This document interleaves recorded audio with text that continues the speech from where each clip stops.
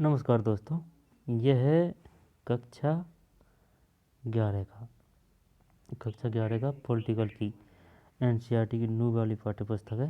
ठीक है ना। इसमें अपन ने पहला पार्ट पढ़ लिया है, दूसरा पार्ट पढ़ लिया, ठीक, तीसरा छोड़ दिया और ये चौथा है क्योंकि ये इम्पोर्टेंट है। तो चलिए हर एक फैक्ट, हर एक तथ्य, हर एक लाइन को आराम से पढ़ते हुए, समझते हुए, याद करते हुए चलते हैं। और जो फैक्ट आएंगे परीक्षा की दृष्टि से उनको अच्छी तरह या फिर दोबारा से देख लेंगे। ठीक, तो चलिए शुरू करते हैं। अध्याय 4 कार्यपालिका।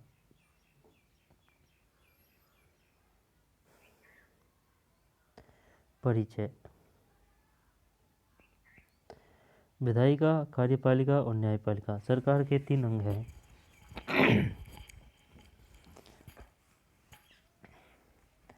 ये तीनों मिलकर शासन का कार्य करते हैं तथा कानून व्यवस्था बनाए रखने और जनता का कल्याण करने में योगदान देते हैं। संविधान यह सुनिश्चित करता है कि ये सभी एक दूसरे से तालमेल बनाकर काम करें और आसपास में संतुलन बनाए रखें।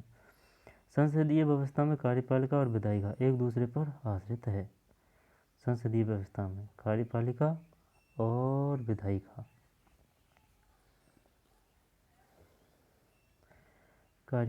और विधायिका एक दूसरे पर आश्रित है। विधायिका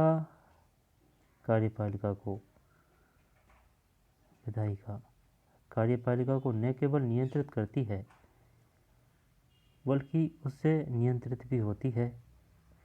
विधायिका। इस अध्याय में हम सरकार की कार्यपालिका के संगठन, संरचना और कार्यों का अध्ययन करेंगे। ठीक, कार्यपालिका।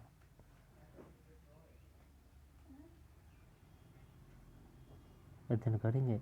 इस अध्याय में हमें यह भी पता चलेगा कि पिछले कुछ समय के राजनीतिक व्यवहार के कारण इसमें क्या परिवर्तन हुए हैं। इस अध्याय को पढ़ने से आप संसदीय और राष्ट्रपति प्रणाली की कार्यपालिका में अंतर कर सकेंगे, भारत के राष्ट्रपति और संवैधानिक स्थिति को समझेंगे, मंत्रिपरिषद की संरचना और कार्यों के बारे में जान सकेंगे, प्रशासनिक मशीनरी के महत्व और कार्यों के बारे में जानेंगे।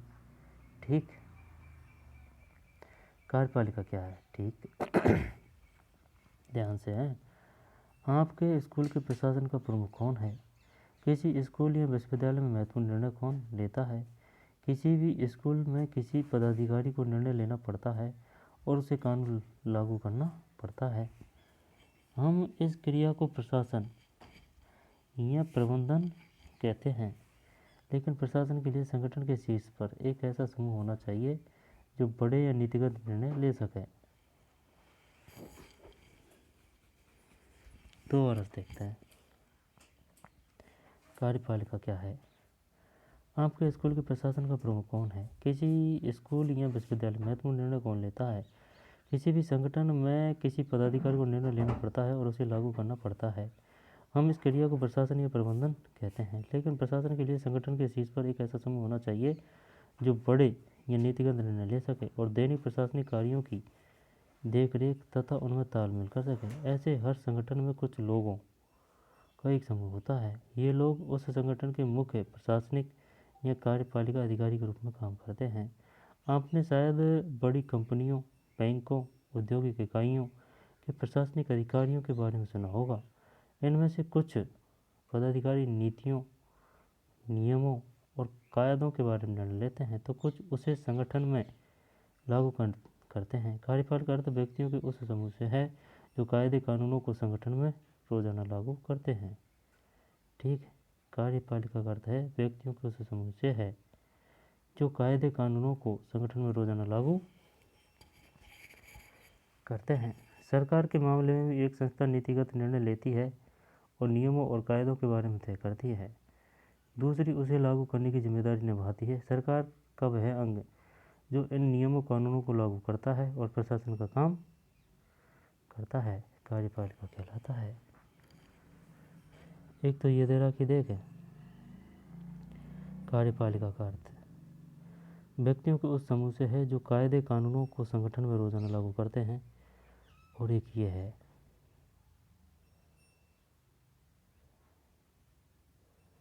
सरकार के मामले में भी एक संस्था नीतिगत निर्णय लेती है और नियमों और कायदों के बारे में तय करती है।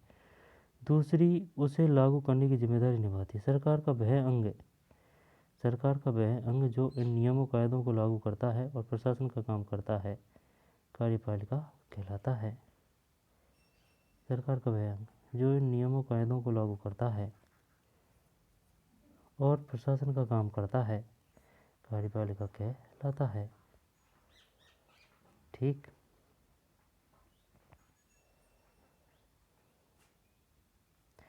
कार्यपालिका प्रमुख कार्य क्या है? कार्यपालिका सरकार का वह अंग है जो विधायिका द्वारा यानी कि कार्यपालिका है ना, न्यायपालिका विधायिका एक ही तो बात है। कार्यपालिका न्यायपालिका या फिर विधायिका,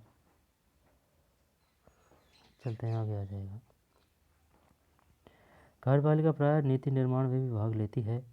कार्यपालिका का औपचारिक नाम अलग अलग राज्यों में भिन्न भिन्न होता है। कुछ देशों में राष्ट्रपति होता है तो कहीं चांसलर। कार्यपालिका में केवल राष्ट्रपति, प्रधानमंत्री या मंत्री ही नहीं होते बल्कि इसके अंदर पूरा प्रशासनिक ढांचा, सिविल सेवा के सदस्य भी आते हैं। राष्ट्रपति, प्रधानमंत्री। ठीक। सरकार के प्रधान और उनके मंत्रियों को राजनीतिक कार्यपालिका कहते हैं और वे सरकार की सभी नीतियों के लिए उत्तरदायी होते हैं। लेकिन जो लोग रोज रोज के प्रशासन के लिए उत्तरदायी होते हैं उन्हें स्थायी कार्यपालिका कहते हैं। ठीक। मुझे याद है कोई कह रहा था कि लोकतंत्र में कार्यपालिका जनता के प्रति उत्तरदायी होती है। क्या यह बड़ी कंपनियों के बड़े अधिकारियों के लिए भी सही है? क्या उन्हें हम मुख्य कार्यपालिका अधिकारी नहीं कहते? वे किसके प्रति उत्तरदायी हैं? क्या यह बड़ी कंपनियों के बड़े अधिकारियों के लिए भी सही है? क्या उन्हें हम मुख्य कार्यपालिका अधिकारी नहीं कहेंगे? वे किसके प्रति उत्तरदायी है? वे अपनी कंपनी के प्रति उत्तरदायी है। कार्यपालिका कितने प्रकार की होती है? ठीक। सभी देशों में एक ही तरह की कार्यपालिका नहीं होती। आपने अमेरिका के राष्ट्रपति और इंग्लैंड की महारानी के बारे में सुना होगा, लेकिन अमेरिका के राष्ट्रपति की शक्तियां और कार्य भारत के राष्ट्रपति की शक्तियों से बहुत अलग है। आपने अमेरिका के राष्ट्रपति और इंग्लैंड की महारानी के बारे में सुना होगा, लेकिन अमेरिका के राष्ट्रपति की शक्तियां और कार्य भारत के राष्ट्रपति की शक्तियों से बहुत अलग है। इसी प्रकार इंग्लैंड की महारानी की शक्तियां और भूटान के राजा से भिन्न है। भारत और फ्रांस दोनों ही देशों में प्रधानमंत्री है, पर उनकी भूमिकाएं अलग अलग है। ऐसा क्यों?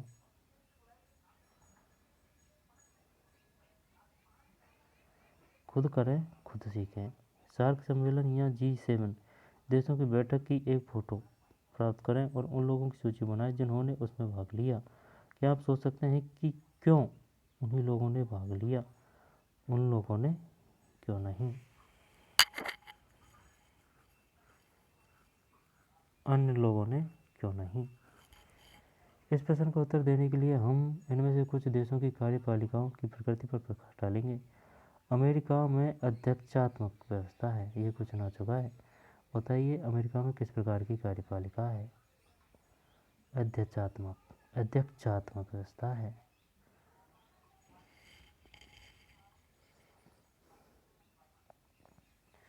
और कार्यकारी शक्तियाँ राष्ट्रपति के पास है। कनाडा में संसदीय लोकतंत्र और संवैधानिक राजतंत्र है, जिसमें महारानी एलिजाबेथ द्वितीय राज्य की प्रधान और प्रधानमंत्री सरकार का प्रधान है। कनाडा की बात आ रही है। कनाडा में संसदीय लोकतंत्र और संवैधानिक राजतंत्र है। संसदीय तो लोकतंत्र है और संवैधानिक राजतंत्र है, जिसमें महारानी एलिजाबेथ द्वितीय राज्य की प्रधान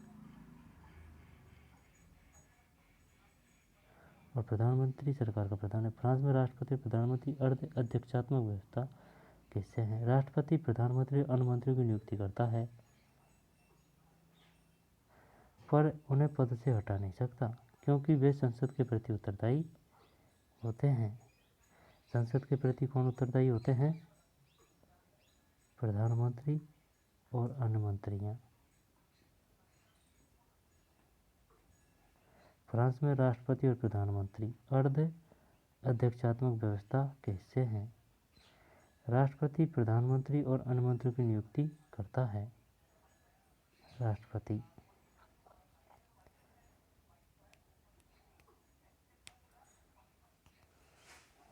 प्रधानमंत्री और अन्य मंत्रियों की नियुक्ति करता है। समझ में कोई यार बात? दोबारा से ले। इस प्रश्न का उत्तर देने के लिए हम इनमें से कुछ देशों की कार्यपालिकाओं की प्रगति पर प्रकाश डालेंगे। अमेरिका में अध्यक्षतात्मक व्यवस्था है और कार्यकारी शक्तियां राष्ट्रपति के पास है। कनाडा में संसदीय लोकतंत्र और संवैधानिक राजतंत्र है जिसमें महारानी एलिजाबेथ द्वितीय राज्य के प्रधान और प्रधानमंत्री सरकार का प्रधान है। फ्रांस में राष्ट्रपति और प्रधानमंत्री अर्ध अध्यक्षात्मक व्यवस्था के हिस्से हैं। राष्ट्रपति और प्रधानमंत्री। राष्ट्रपति प्रधानमंत्री और अन्य मंत्रियों की नियुक्ति करता है फ्रांस में, पर उन्हें पद से हटा नहीं सकता क्योंकि वे संसद के प्रति उत्तरदायी होते हैं। जापान में संसदीय व्यवस्था है जिसमें राजा देश का और प्रधानमंत्री सरकार का प्रधान है। संसदीय व्यवस्था जिसमें राजा देश का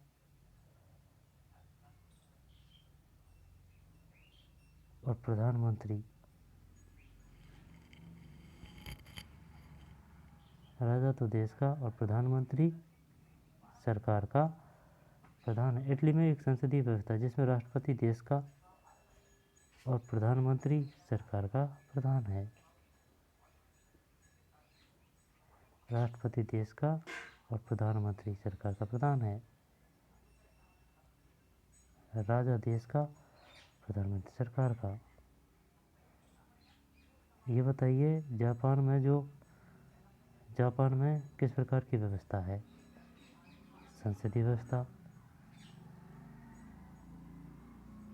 और जापान में देश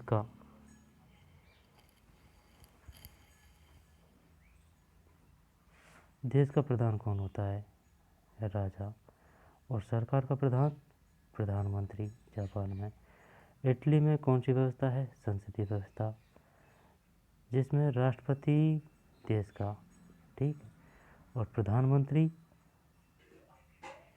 सरकार का। रूस में एक अर्ध अध्यक्षात्मक व्यवस्था जिसमें राष्ट्रपति देश का प्रधान और राष्ट्रपति द्वारा नियुक्त प्रधानमंत्री सरकार का प्रधान है। जर्मनी में एक संसदीय व्यवस्था है जिसमें राष्ट्रपति देश का नाममात्र का प्रधान और चांसलर सरकार का प्रधान है। ठीक, इम्पोर्टेंट है।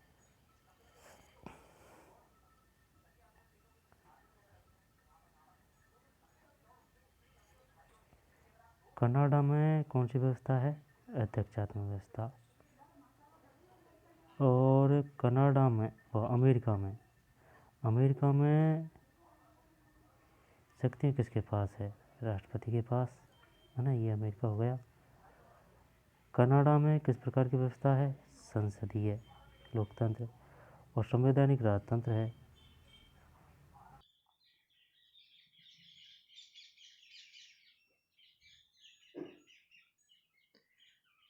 दोबारा से ले लेते हैं ना।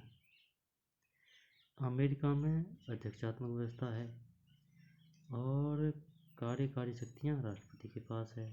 ठीक। कनाडा में किस प्रकार की व्यवस्था है? संसदीय लोकतंत्र है और संवैधानिक राजतंत्र है। ठीक है, संसदीय तो लोकतंत्र है, संवैधानिक राजतंत्र है जिसमें महारानी एलिजाबेथ द्वितीय राज्य के प्रधान और प्रधानमंत्री सरकार का प्रधान है। फ्रांस में राष्ट्रपति और प्रधानमंत्री अर्ध अध्यक्षात्मक व्यवस्था के हिस्से हैं।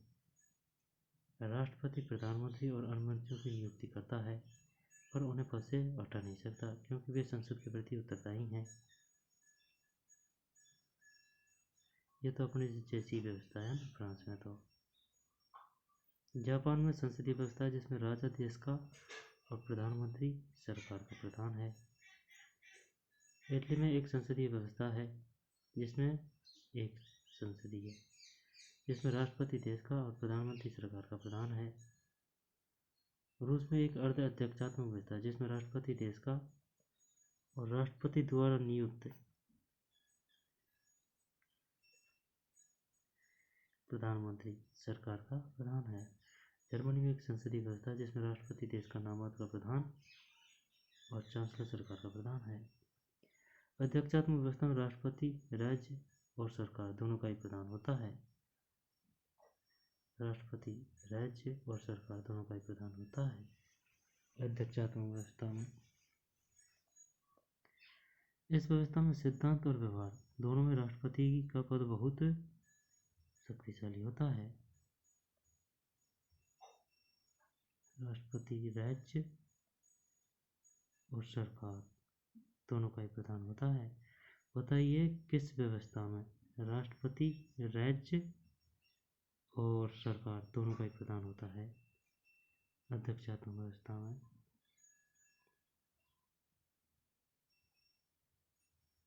इस व्यवस्था में सिद्धांत और व्यवहार दोनों में राष्ट्रपति का पद बहुत शक्तिशाली होता है। ऐसी व्यवस्था अमेरिका, ब्राज़ील, लैटिन अमेरिका के अनेक देशों में पाई जाती है। संसदीय व्यवस्था में प्रधानमंत्री सरकार का प्रधान होता है। अधिकतर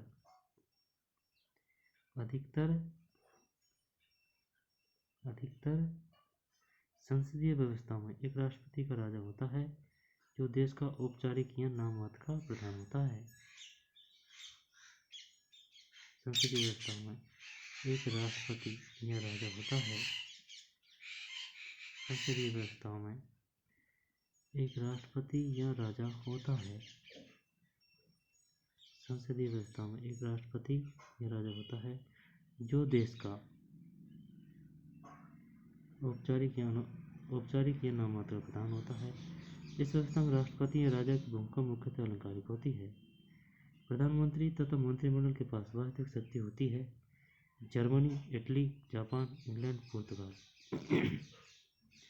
आदि देशों में यह व्यवस्था है। कौन सी? ये वाली।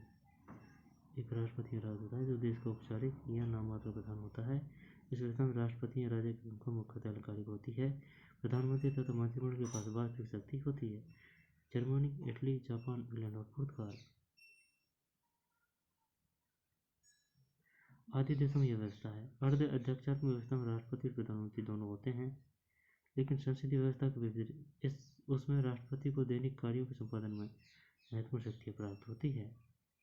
अर्ध अध्यक्षात्मक व्यवस्था में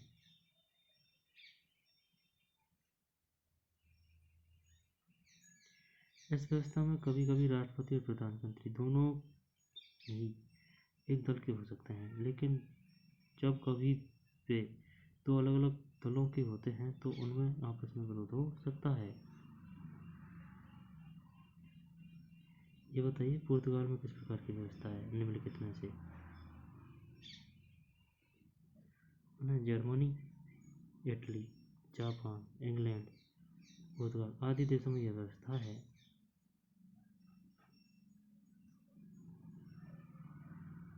मंत्रिमंडल के पास वास्तविक शक्ति होती है। अर्ध अध्यक्षात्मक व्यवस्था में राष्ट्रपति और प्रधानमंत्री दोनों होते हैं। अर्ध अध्यक्षात्मक लेकिन संसदीय व्यवस्था के विपरीत उसमें राष्ट्रपति की दैनिक कार्यों के संपादन में महत्वपूर्ण शक्ति प्राप्त हो सकती है। इस व्यवस्था में कभी कभी राष्ट्रपति और प्रधानमंत्री दोनों ही एक दल के हो सकते हैं, लेकिन जब कभी वे दो अलग अलग दलों के होते हैं तो उनमें आपस में विरोध हो सकता है। फ्रांस, रूस और श्रीलंका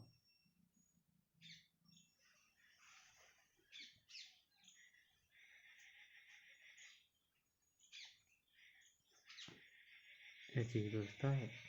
फ्रांस, रूस, श्रीलंका। बताइए रूस में किस प्रकार की व्यवस्था है? अर्ध अध्यक्षात्मक। अर्ध अध्यक्षात्मक व्यवस्था से संबंधित निम्न में कौन सा कथन सत्य है? राष्ट्रपति और प्रधानमंत्री दोनों होते हैं। फ्रांस, रूस और श्रीलंका में ऐसी ही व्यवस्था है। कहाँ पहुँचे, क्या समझे? इससे पहले जो रह रहा है उनको देख लेते हैं। कार्यपालिका के प्रकार।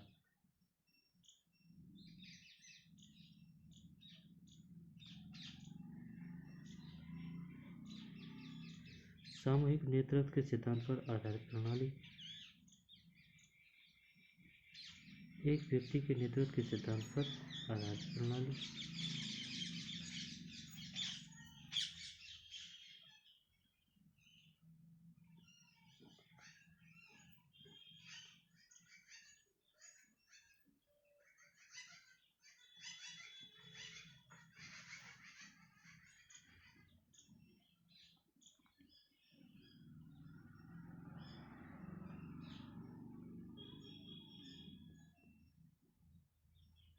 सामूहिक नेतृत्व के सिद्धांत पर आधारित प्रणाली। कार्यपालिका के प्रकार।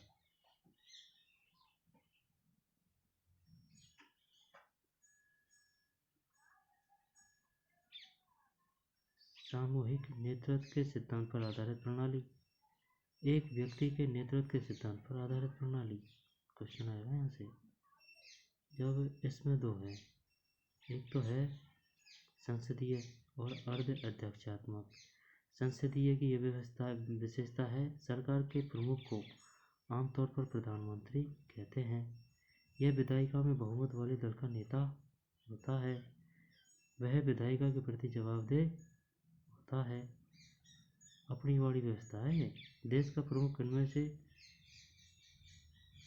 कोई हो सकता है। राजा, राष्ट्रपति।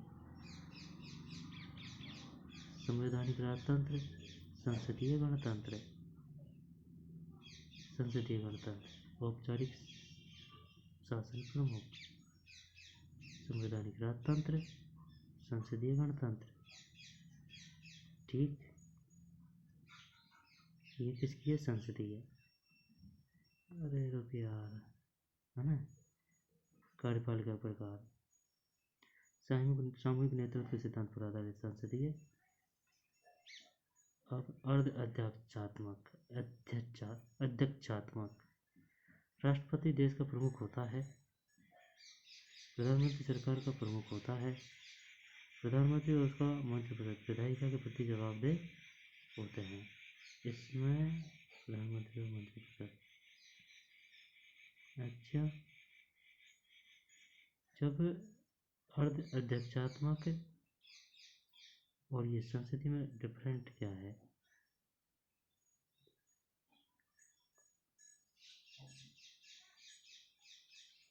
उसमें प्रधानमंत्री होता है, इसमें राष्ट्रपति देश का प्रमुख होता है। राजा, राष्ट्रपति। एक व्यक्ति के नेतृत्व के सिद्धांत पर आधारित प्रणाली। अध्यक्षात्मक। राष्ट्रपति देश का प्रमुख होता है, वही सरकार का भी प्रमुख होता है। राष्ट्रपति का चुनाव आमतौर पर प्रत्यक्ष मतदान से होता है। वह विधायिका के प्रति जवाबदेह नहीं होता।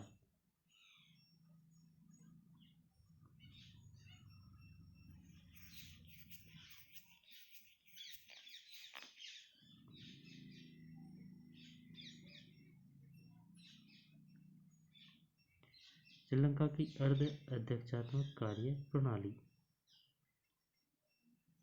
1978 में श्रीलंका के संविधान का संशोधन करके अध्यक्षात्मक कार्यपालिका लागू की गई। इस प्रणाली में जनता प्रत्यक्ष रूप से राष्ट्रपति को चुनती है।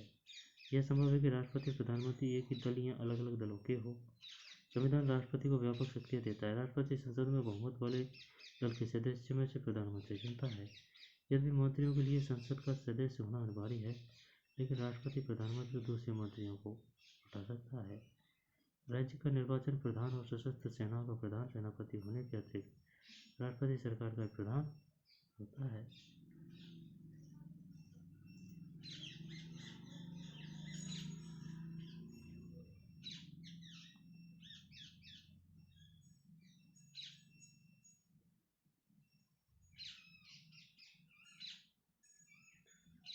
दोबारा से लेते हैं इसको यार।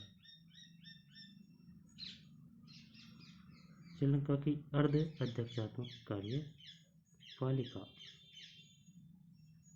1978 में श्रीलंका के संविधान का संशोधन करके अध्यक्षात्मक कार्यपालिका लागू की गई। इस प्रणाली में जनता प्रत्यक्ष रूप से राष्ट्रपति को चुनती है। अध्यक्षात्मक कार्यपालिका 1978 से यह संभव है कि राष्ट्रपति और प्रधानमंत्री एक ही दल या अलग अलग दलों के हो। संविधान राष्ट्रपति को व्यापक शक्तियाँ देता है। राष्ट्रपति संसद में बहुत वाले दल के सदस्यों में से प्रधानमंत्री चुनता है। पावर किसके पास होती है? राष्ट्रपति। यदि मंत्रियों के लिए संसद का सदस्य होना अनिवार्य है, लेकिन राष्ट्रपति और प्रधानमंत्री और दूसरे मंत्रियों को लेकिन राष्ट्रपति हटा सकता है। यानी राष्ट्रपति को बड़ा ज़्यादा पावर है। राज्य का निर्वाचित प्रधान और सशस्त्र सेना का प्रधान सेनापति होने के अतिरिक्त राष्ट्रपति सरकार का भी प्रधान होता है। राष्ट्रपति 6 वर्ष के लिए चुना जाता है।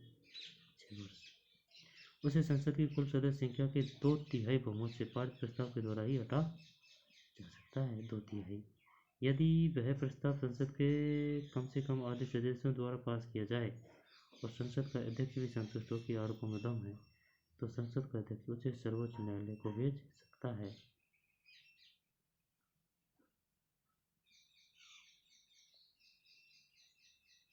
श्रीलंका के राष्ट्रपति और प्रधानमंत्री की स्थिति भारत से कैसे भिन्न है?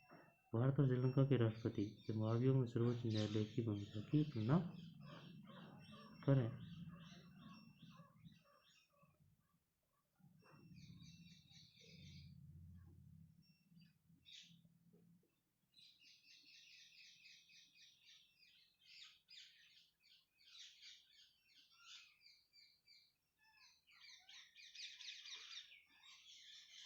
संसदीय सरकार के प्रमुख को आमतौर पर प्रधानमंत्री कहते हैं। वह विधायिका में बहुमत वाले दल का नेता होता है। वह विधायिका के प्रति जवाबदेह होता है। देश का प्रमुख इनमें से कोई भी हो सकता है। राजा, राष्ट्रपति। अर्धअध्यक्षात्मक राष्ट्रपति देश का प्रमुख होता है। प्रधानमंत्री सरकार का प्रमुख होता है। प्रधानमंत्री उसका मध्यप्रदेश विधायिका के प्रति जवाबदेह होते हैं। श्रीलंका में अध्यक्षात्मक राष्ट्रपति देश का प्रमुख होता है। वही सरकार का भी प्रमुख होता है। राष्ट्रपति का चुनाव आमतौर पर प्रत्यक्ष मतदान से होता है। वह विधायिका के प्रति जवाबदेह नहीं होता।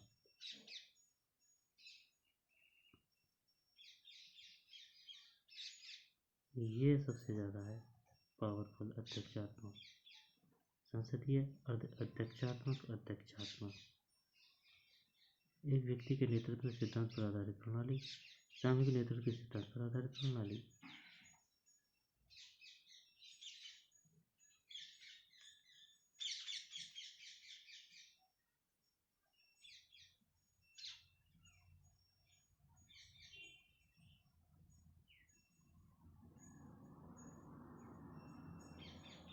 कहाँ पहुँचे? क्या समझे? ये हाँ, यह तो बहुत सरल है। जिस देश में राष्ट्रपति है वहाँ अध्यक्षात्मक कार्यपालिका और जिस देश में प्रधानमंत्री वहाँ संसदीय कार्यपालिका।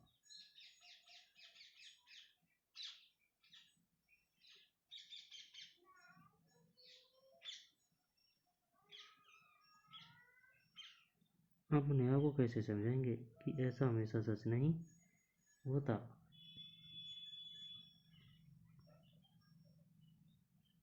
भारत में संसदीय कार्यपालिका।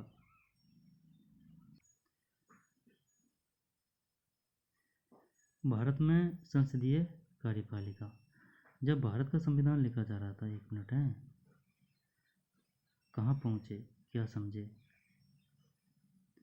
इसमें से क्वेश्चन आएगा भाई, कैसे भी आ सकता है कि बताइए जापान में कौन सी व्यवस्था है? यहाँ पर निम्नलिखित में से अध्यक्षात्मक व्यवस्था निम्नलिखित में से किस में है? यहाँ पर कनाडा में निम्न में से कौन सी व्यवस्था है? ठीक। श्रीलंका की अध्यक्षात्मक कार्यपालिका।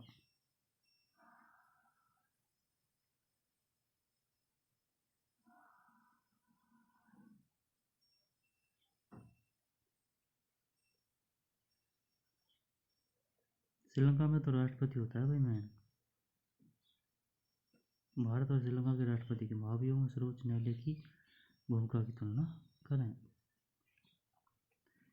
अब आते हैं भारतीय संसदीय कार्यपालिका। भारत में संसदीय कार्यपालिका। जब भारत का संविधान लिखा जा रहा था तब भारत को 1919 और 1935 के अधिनियमों के अंतर्गत संसदीय व्यवस्था के संचालन का कुछ अनुभव हो चुका था।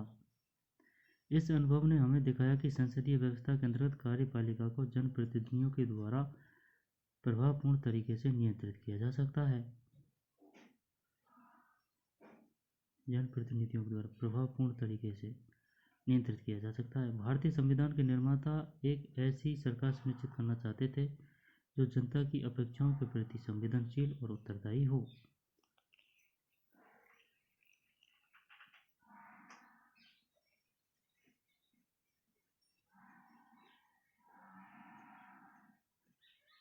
भारतीय संविधान के निर्माता एक ऐसी सरकार सुनिश्चित करना चाहते थे जो सरकार की अपेक्षाओं के प्रति संवेदनशील और उत्तरदायी हो। संसदीय कार्यपालिका की जगह दूसरा विकल्प अध्यक्षात्मक सरकार का था, लेकिन अध्यक्षात्मक कार्यपालिका मुख्य कार्यकारी के रूप में राष्ट्रपति पर बहुत बल देती है, यानी सब पावर या ताकत राष्ट्रपति में होती है और उसे सभी शक्तियों का स्रोत मानती है। अध्यक्षात्मक कार्यपालिका में व्यक्ति पूजा का खतरा बना रहता है, ये भी सही है। संविधान निर्माता एक ऐसी सरकार चाहते थे जिसमें एक शक्तिशाली कार्यपालिका तो हो, लेकिन साथ साथ उसमें व्यक्ति पूजा पर पर्याप्त अंकुश लगे हो। संसदीय व्यवस्था में ऐसी अनेक प्रक्रियाएं हैं जो यह सुनिश्चित करती है कि कार्यपालिका विधायिका यह जनता के प्रतिनिधियों के प्रति उत्तरदायी होगी, उनसे नियंत्रित भी। इसलिए संविधान में राष्ट्रीय और प्रांतीय दोनों ही स्तरों पर संसदीय कार्यपालिका की व्यवस्था को स्वीकार किया गया। इसलिए संविधान में राष्ट्रीय और प्रांतीय दोनों ही स्तरों पर संसदीय कार्यपालिका की व्यवस्था को स्वीकार किया गया। इस व्यवस्था के अंतर्गत राष्ट्रपति भारत में राज्य का औपचारिक प्रधान होते हैं तथा प्रधानमंत्री और मंत्रिपरिषद राष्ट्रीय स्तर पर सरकार चलाते हैं। राज्यों के स्तर पर राज्यपाल, मुख्यमंत्री और मंत्रिपरिषद मिलकर कार्यपालिका बनाते हैं। ठीक, राज्यपाल, मुख्यमंत्री, मंत्रिपरिषद राज्य कार्यपालिका है और देश में राष्ट्रपति, प्रधानमंत्री, मंत्रिपरिषद। भारत के संविधान में औपचारिक रूप से संघ की कार्यपालिका शक्तियां राष्ट्रपति को दी गई है, पर वास्तव में प्रधानमंत्री के नेतृत्व में बनी मंत्रिपरिषद के माध्यम से राष्ट्रपति इन शक्तियों का प्रयोग करता है। प्रधानमंत्री के नेतृत्व में बनी मंत्रिपरिषद के माध्यम से राष्ट्रपति 5 वर्ष के लिए चुना जाता है। राष्ट्रपति पद के लिए सीधे जनता के द्वारा निर्वाचन नहीं होता। राष्ट्रपति का निर्वाचन अप्रत्यक्ष तरीके से होता है। इसका अर्थ यह है कि राष्ट्रपति का निर्वाचन आम नागरिक नहीं बल्कि निर्वाचित विधायक और सांसद करते हैं। विधायक और सांसद, यह निर्वाचन समानुपातिक प्रतिनिधित्व प्रणाली और एकल संक्रमणीय मत पद्धति के सिद्धांत के अनुसार होता है।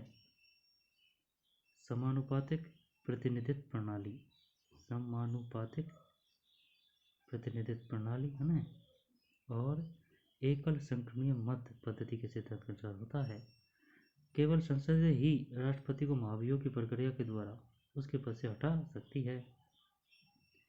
पिछले अध्याय में हमने पढ़ा कि इस प्रक्रिया के लिए संसद में विशेष बहुमत की जरूरत पड़ती है। महाभियोग केवल संविधान के उल्लंघन के आधार पर लगाया जा सकता है। महाभियोग केवल संविधान के उल्लंघन के आधार पर लगाया जा सकता है।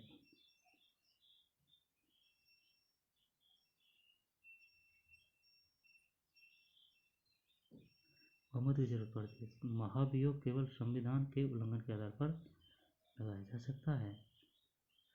अनुच्छेद 74 देखते हैं, इसको आ चुका है क्वेश्चन कि बताइए अनुच्छेद 74 किससे संबंधित है। यहाँ पर निम्नलिखित में से कौन सा अनुच्छेद राष्ट्रपति के निर्वाचन से संबंधित है। राष्ट्रपति को सहायता और सलाह देने के लिए एक मंत्रिपरिषद होगी। डिजाइन देख, मंत्रिपरिषद होगी जिसका प्रधानमंत्री होगा। राष्ट्रपति अपने कृत्यों का प्रयोग करने में ऐसी सलाह के अनुसार कार्य करेगा, परंतु राष्ट्रपति मंत्रिपरिषद ऐसी सलाह पर पुनर्विचार करने को कह सकता है और राष्ट्रपति ऐसे पुनर्विचार के पश्चात ही दी गई सलाह के अनुसार कार्य करेगा। दोबारा से देख लेते हैं। अनुच्छेद 74 राष्ट्रपति को सहायता और सलाह देने के लिए एक मंत्रिपरिषद होगी जिसका प्रधान प्रधानमंत्री होगा। राष्ट्रपति अपने कर्तव्यों का प्रयोग करने में ऐसी सलाह के अनुसार कार्य करेगा, परंतु राष्ट्रपति मंत्रिपरिषद से ऐसी सलाह पर पुनर्विचार करने को कह सकता है।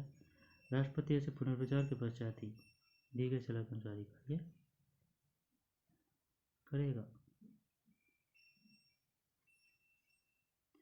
इस कथन में जिस शब्द ही का प्रयोग किया गया है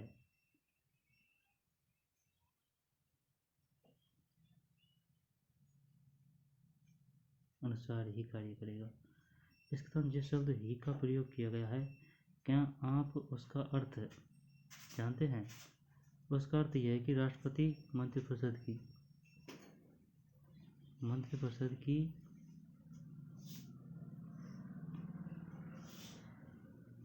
इसका अर्थ यह है कि राष्ट्रपति मंत्रिपरिषद की सलाह मानने को बाध्य है। राष्ट्रपति की शक्ति पर उठे विवाद के कारण संविधान का संशोधन करके यह स्पष्ट कर दिया गया कि राष्ट्रपति मंत्रिपरिषद की सलाह मानने को बाध्य है। संविधान का संशोधन करके यह स्पष्ट कर दिया कि राष्ट्रपति मंत्रिपरिषद की सलाह मानने को बाध्य है। बाद में एक और संशोधन के द्वारा यह निर्णय किया गया कि राष्ट्रपति मंत्रिपरिषद को अपनी सलाह पर एक बार पुनर्विचार करने के लिए कह सकता है, लेकिन उसे मंत्रिपरिषद के द्वारा पुनर्विचार के बाद दी गई सलाह को मानना ही पड़ेगा। राष्ट्रपति की शक्ति और स्थिति।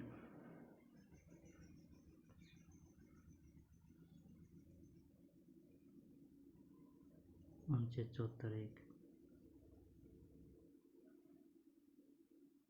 कि हमारे देश में बहुत मजबूत प्रधानमंत्री नहीं हुए।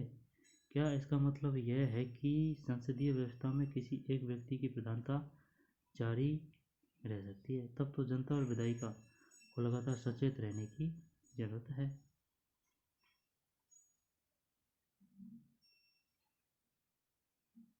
भारत में संसदीय कार्यपालिका।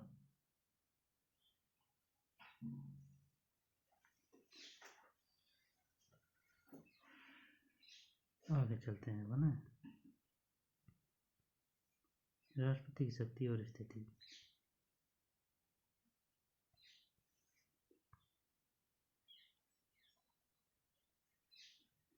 आप पहले ही पढ़ चुके हैं कि राष्ट्रपति सरकार का औपचारिक प्रधान है। उसे औपचारिक रूप से बहुत सी कार्यकारी, विधायी, कानूनी, आपात शक्तियां प्राप्त है। संसदीय व्यवस्था में राष्ट्रपति वास्तव में इन शक्तियों का प्रयोग मंत्रिपरिषद की सलाह पर ही करता है। ठीक, कोई दिक्कत नहीं। प्रधानमंत्री और मंत्रिपरिषद को लोकसभा में बहुमत प्राप्त प्रधानमंत्री मंत्रिपरिषद को लोकसभा में बहुमत प्राप्त होता है और वे ही वास्तविक कार्यकारी है। अधिकतर मामलों में राष्ट्रपति को मंत्रिपरिषद की सलाह माननी पड़ती है। ये कौन है? जवाहरलाल नेहरू। संविधान सभा वाद विवाद खंड 6 पृष्ठ 734। हमने राष्ट्रपति को कोई वास्तविक शक्ति नहीं दी, लेकिन उसके पद को प्रभुतापूर्ण और गरिमामय बनाया है। संविधान उसे न तो वास्तविक कार्यकारी बनाना चाहता है और न ही एकमात्र नाम मात्र का प्रधान। संविधान उसे एक ऐसा प्रधान बनाना चाहता है जो न शासक होता है और न शासन करता है। यह उसे एक महान संवैधानिक प्रधान बनाना चाहता है। राष्ट्रपति के विशेषाधिकार। इन बातों की चर्चा के बाद क्या हम यह निष्कर्ष निकाल सकते हैं कि किसी भी परिस्थिति में राष्ट्रपति को कोई विशेषाधिकार प्राप्त नहीं है? यह एक गलत मूल्यांकन होगा। संवैधानिक रूप से राष्ट्रपति को सभी महत्वपूर्ण मुद्दों और मंत्रिपरिषद की कार्रवाइयों के बारे में सूचना प्राप्त करने का अधिकार है। प्रधानमंत्री का यह कर्तव्य है कि वह राष्ट्रपति द्वारा मांगी गई सभी सूचनाएं उसे दे। राष्ट्रपति प्राय प्रधानमंत्री को पत्र लिखता है और देश की समस्याओं पर अपने विचार व्यक्त करता है। मैं यहाँ कहने भर को बैठा दिया गया हूँ। यहाँ मैं सचमुच की सवाल भी पूछ रहा हूँ। क्या इस पुस्तक के लेखकों ने मुझे अपने मनचाहे सवाल पूछने की शक्ति दी है?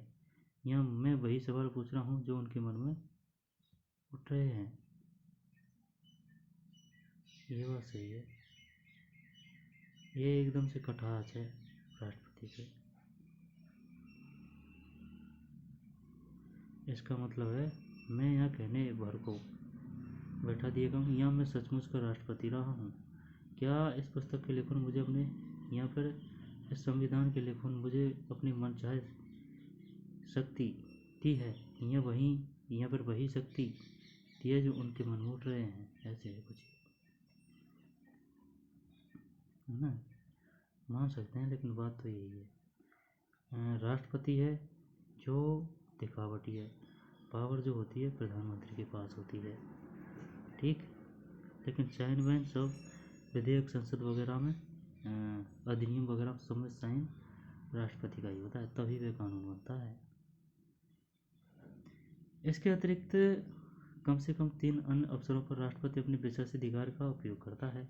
प्रथम, जैसा कि आप पहले ही देख चुके हैं, राष्ट्रपति मंत्रिपरिषद की सलाह को लौटा सकता है, एक तो ये, और उसे अपने निर्णय पर पुनर्विचार करने के लिए कह सकता है। ऐसा करने में राष्ट्रपति अपने विवेक का प्रयोग करता है। जब राष्ट्रपति को ऐसा लगता है कि सलाह में कुछ गलती है या कानूनी रूप से कुछ कमियां हैं या फैसला देश के हित में नहीं है, तो वह मंत्रिपरिषद अपने निर्णय पर पुनर्विचार करने के लिए कह सकता है।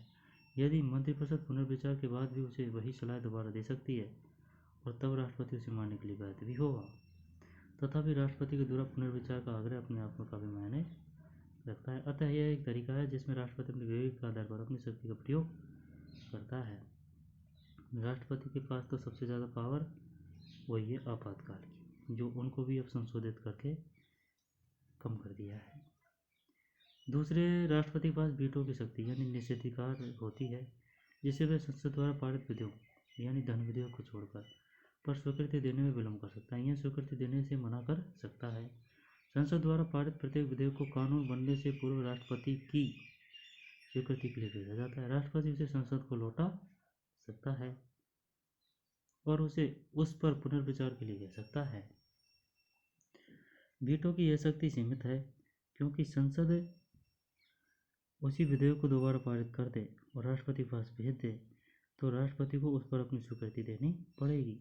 लेकिन संविधान में राष्ट्रपति के लिए ऐसी कोई समय सीमा निर्धारित नहीं है जिसके अंदर ही उस विधेयक को पुनर्विचार के लिए लौटाना पड़े, जिसके अंदर ही उस विधेयक को पुनर्विचार के लिए लौटाना पड़े। इसका अर्थ यह हुआ कि राष्ट्रपति किसी भी विधेयक को बिना किसी समय सीमा के अपने पास लंबित रख सकता है। इससे राष्ट्रपति को अनौपचारिक रूप से अपनी वीटो को प्रभावी ढंग से प्रयोग करने का अवसर मिल जाता है। इसे कई बार पॉकेट वीटो भी कहा जाता है।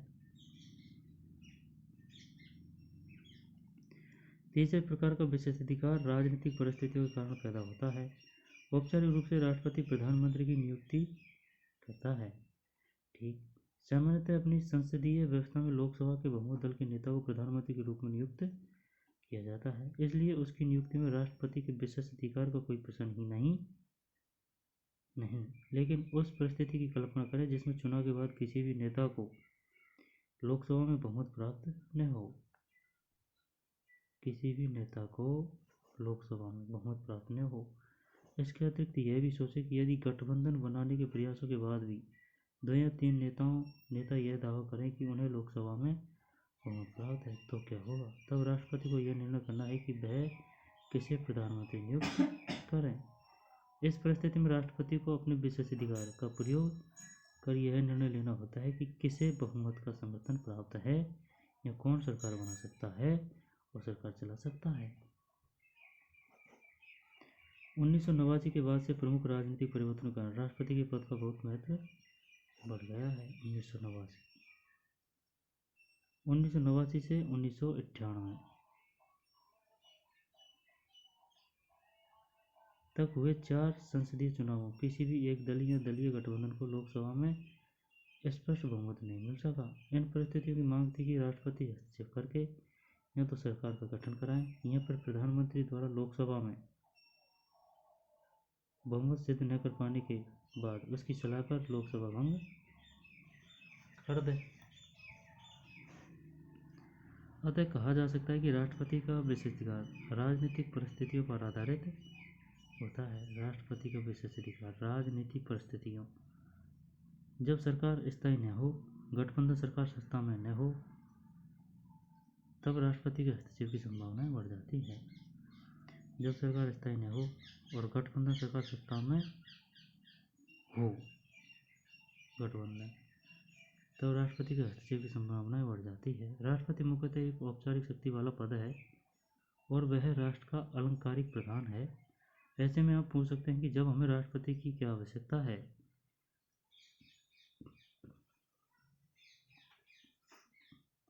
संसदीय व्यवस्था में मंत्रिपरिषद विधायिका में बहुमत के समर्थन पर निर्भर होती है। संसदीय व्यवस्था में मंत्रिपरिषद विधायिका में बहुमत के समर्थन पर निर्भर होती है। इसका अर्थ यह है कि मंत्रिपरिषद को कभी भी हटाया जा सकता है और तब उसकी जगह एक नई मंत्रिपरिषद की नियुक्ति करनी पड़ेगी। ऐसी परिस्थिति में एक ऐसी राष्ट्र प्रमुख की जरूरत पड़ती है जिसका कार्यकाल स्थायी हो, जिसके पास प्रधानमंत्री की नियुक्ति करने की शक्ति हो और जो सांकेतिक रूप से पूरे देश का प्रतिनिधित्व कर सके। सामान्य परिस्थिति में राष्ट्रपति की यही भूमिका है, लेकिन जब किसी दल को स्पष्ट बहुमत नहीं मिलता है तब राष्ट्रपति पर निर्णय लेने और देश की सरकार को चलाने के लिए प्रधानमंत्री को नियुक्त करने की अतिरिक्त जिम्मेदारी होती है। अच्छा, लेकिन जब किसी दल को स्पष्ट बहुमत नहीं मिलता तब राष्ट्रपति निर्णय लेने और देश की सरकार को चलाने के लिए प्रधानमंत्री को नियुक्त करने की अतिरिक्त जिम्मेदारी होती है। ठीक।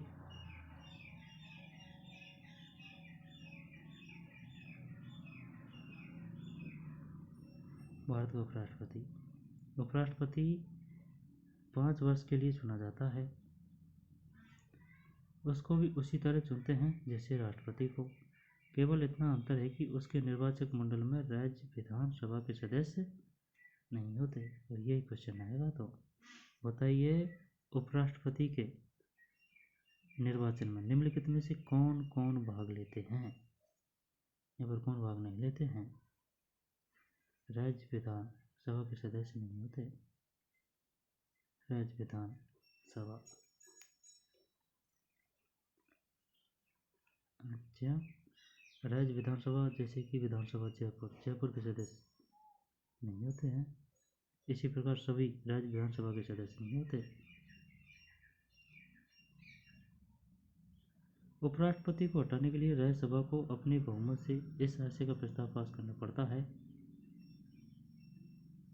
और उस प्रस्ताव पर लोकसभा की सहमति लेनी पड़ती है। उपराष्ट्रपति को हटाने के लिए राज्यसभा को अपने बहुमत से इस आशय का प्रस्ताव पास करना पड़ता है और उस प्रस्ताव पर लोकसभा की सहमति लेनी पड़ती है।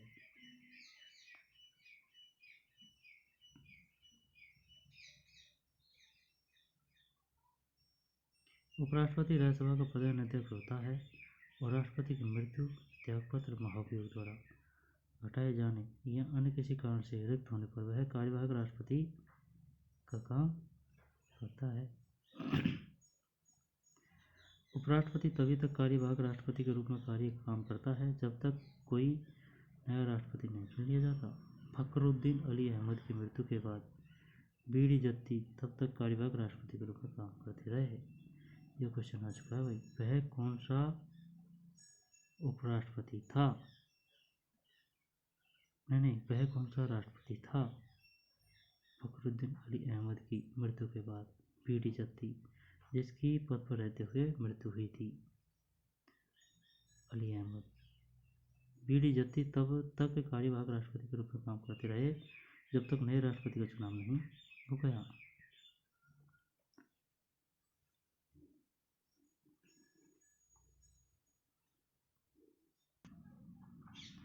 फखरुद्दीन अली अहमद की मृत्यु के बाद किसकी मृत्यु हुई थी पद पर रहते हुए?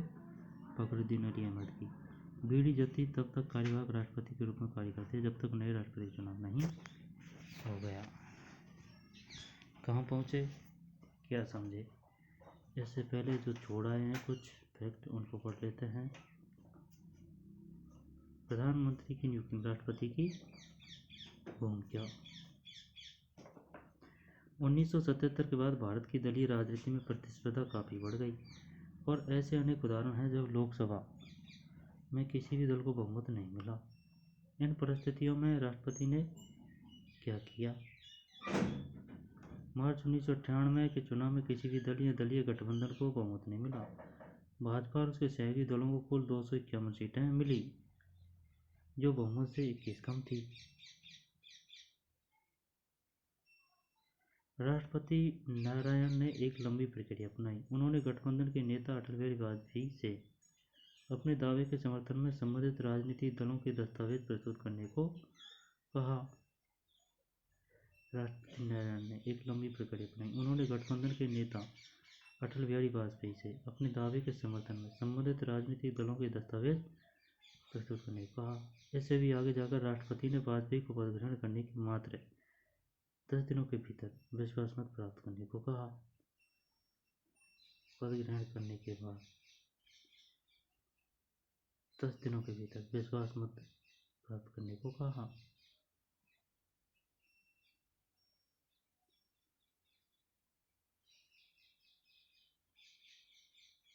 उन्नीस सौ 77 के बाद मार्च 1998 चुनाव में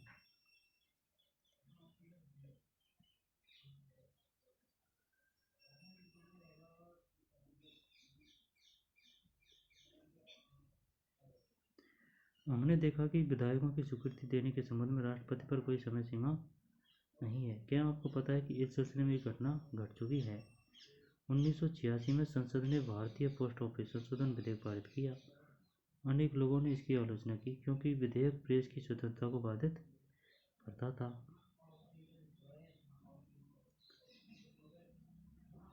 तत्कालीन राष्ट्रपति ज्ञानी जैल सिंह ने उस पर कोई निर्णय नहीं लिया। उनका कार्यकाल समाप्त होने के बाद अगले राष्ट्रपति वेंकटरमण ने उसे पुनर्विचार के लिए संसद को लौटा दिया। तब तक वह सरकार बदल गई जिसने विधेयक पेश किया था और 1989 में एक नई सरकार चुनकर आ गई।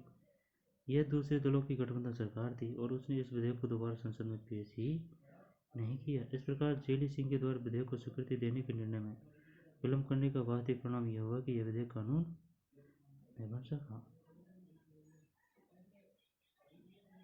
सिलसिले में एक घटना घटी। 1986 में संसद ने भारतीय पोस्ट ऑफिस संशोधन विधेयक पारित किया।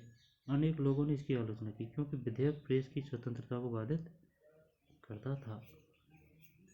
तत्कालीन राष्ट्रपति ज्ञानी जैल सिंह ने इस पर कोई निर्णय नहीं लिया। सही है।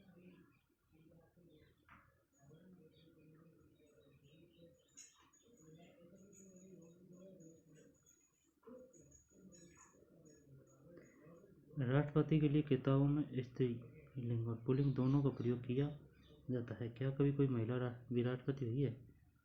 हाँ, श्रीमती प्रतिभा देवी सिंह पाटिल।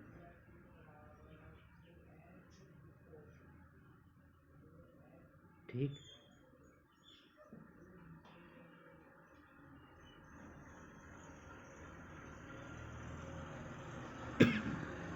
पढ़ लिया ये कानून। आगे चलते हैं। ये पढ़ना है अब। कहाँ पहुँचे क्या समझे। कल्पना करें कि प्रधानमंत्री जिस राज्य में इस आधार पर राष्ट्रपति शासन लगाना चाहता है कि वहाँ की सरकार दलितों पर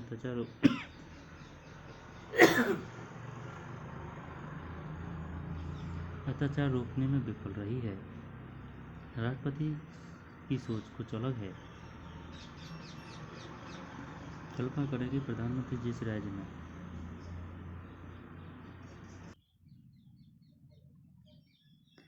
कहाँ पहुँचे क्या समझे। कल्पना करें कि प्रधानमंत्री जिस राज्य में इस आधार पर राष्ट्रपति शासन लगाना चाहता है कि वहाँ की सरकार दलितों पर अत्याचार रोकने में विफल रही है। प्रधानमंत्री जिस राज्य में इस आधार पर राष्ट्रपति शासन लगाना चाहते हैं कि वहाँ की सरकार दलितों पर अत्याचार रोकने में विफल रही है। राष्ट्रपति की सोच कुछ अलग है। उसका कथन है कि राष्ट्रपति शासन का अपवाद स्वरूप ही प्रयोग करना चाहिए। इस स्थिति में राष्ट्रपति के पास निम्नलिखित में कौन से विकल्प हैं?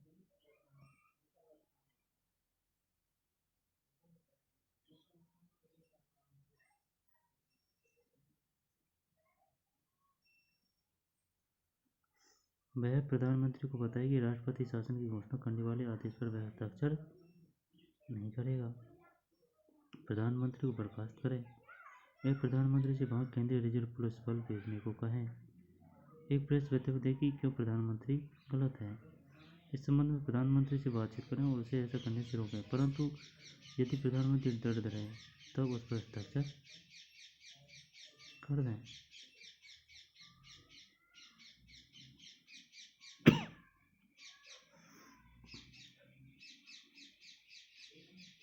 यही है।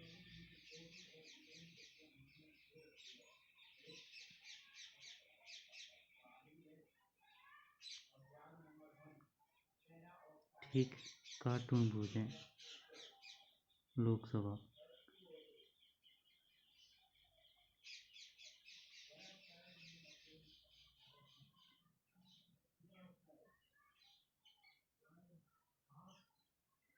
बाईस अगस्त 1954।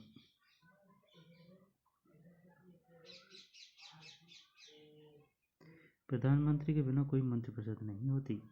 यह कार्टून बताता है कि किस तरह प्रधानमंत्री सरकार की अगुवाई करता है।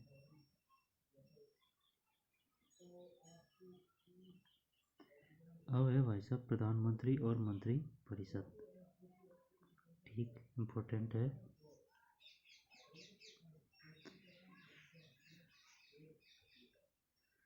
प्रधानमंत्री और मंत्री परिषद। भारत के प्रधानमंत्री पद का उल्लेख किए बिना भारतीय सरकार या राजनीति की कोई चर्चा नहीं हो सकती। क्या आप सोच सकते हैं कि ऐसा क्यों? इस अध्याय में आप पहले पढ़ चुके हैं कि राष्ट्रपति केवल मंत्रिपरिषद की सलाह पर ही अपनी शक्तियों का प्रयोग करता है। प्रधानमंत्री इस मंत्रिपरिषद का प्रधान है। अतः मंत्रिपरिषद के प्रधान के रूप में प्रधानमंत्री अपने देश की सरकार का सबसे महत्वपूर्ण पदाधिकारी होता है।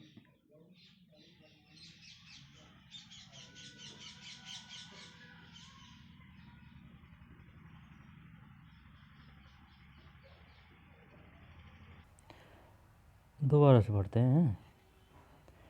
प्रधानमंत्री और मंत्रिपरिषद। भारत के प्रधानमंत्री पद का उल्लेख किए बिना भारतीय सरकार या राजनीति की कोई चर्चा नहीं हो सकती। क्या आप सोच सकते हैं कि ऐसा क्यों? इस अध्याय में आप पहले पढ़ चुके हैं कि राष्ट्रपति केवल मंत्रिपरिषद की सलाह पर ही अपनी शक्तियों का प्रयोग करता है। प्रधानमंत्री इस मंत्रिपरिषद का प्रधान है। ठीक, अतः मंत्रिपरिषद के प्रधान के रूप में प्रधानमंत्री अपने देश की सरकार का सबसे महत्वपूर्ण पदाधिकारी होता है। संसदीय शासन में यह जरूरी है कि प्रधानमंत्री को लोकसभा में बहुमत प्राप्त हो। बहुमत का यह समर्थन भी प्रधानमंत्री को बहुत शक्तिशाली बना देता है। जैसे ही प्रधानमंत्री बहुमत का समर्थन खो देता है, वह अपना पद भी खो देता है। स्वतंत्रता के बाद कई वर्षों तक कांग्रेस पार्टी का लोकसभा में बहुमत बना रहा, जिससे उसी का नेता प्रधानमंत्री बनता रहा। 1989 से अनेक ऐसे अवसर आए जब लोकसभा में किसी भी दल को बहुमत नहीं मिला। अनेक राजनीतिक दलों को तालमेल कर गठबंधन बनाना पड़ा, जिससे लोकसभा में बहुमत प्राप्त हो।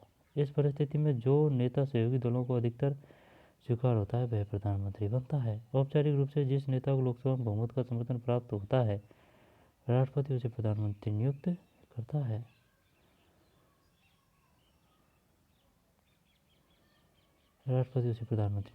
ठीक, प्रधानमंत्री तय करता है कि उसकी मंत्रिपरिषद में कौन लोग मंत्री बनेंगे। प्रधानमंत्री विभिन्न मंत्रियों में पद, स्तर और मंत्रालयों का आवंटन करता है। मंत्रियों को उनकी वरिष्ठता और राजनीतिक महत्व के अनुसार मंत्रिमंडल का मंत्री, राज्य मंत्री, उपमंत्री, मंत्रिमंडल का मंत्री या राज्य मंत्री या उपमंत्री बनाया जाता है। इसी प्रकार राज्यों में मुख्यमंत्री अपने दल या सहयोगी दलों से मंत्री चुनते हैं। प्रधानमंत्री और सभी मंत्रियों के लिए संसद का सदस्य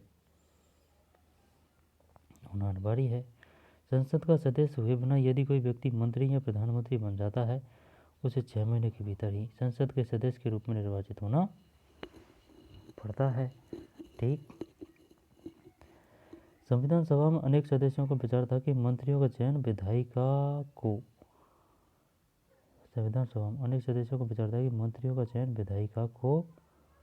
करना चाहिए। न कि प्रधानमंत्री या मुख्यमंत्री को। मेरे दृष्टिकोण से प्रांतों के लिए वह स्विस प्रणाली सर्वोत्तम व्यवस्था है जिसमें विधायिका कार्यपालिका को एक निश्चित समय के लिए चुनती है।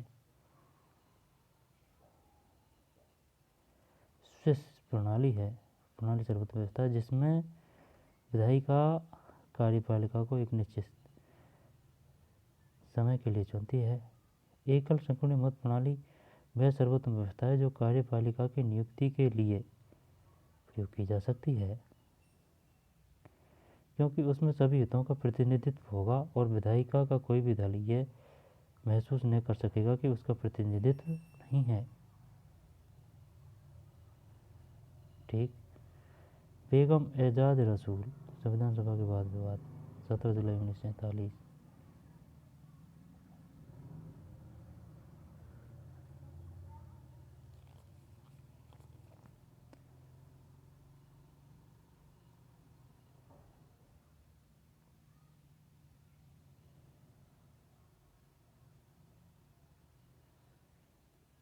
क्योंकि उसमें सभी हितों का प्रतिनिधित्व होगा और विधायिका का कोई भी दल यह महसूस नहीं कर सकेगा कि उसका प्रतिनिधित्व नहीं है। मंत्रिपरिषद का आकार। एक मिनट।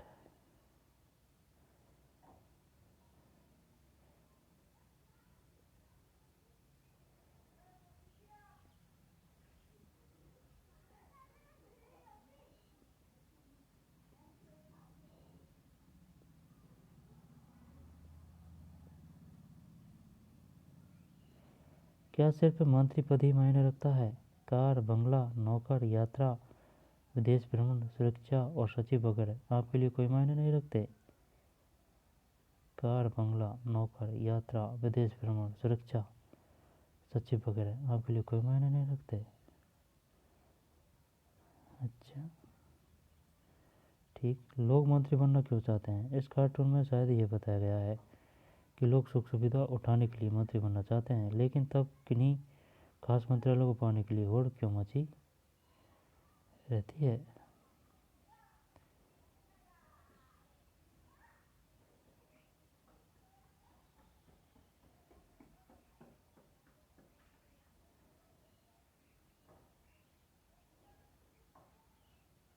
ठीक।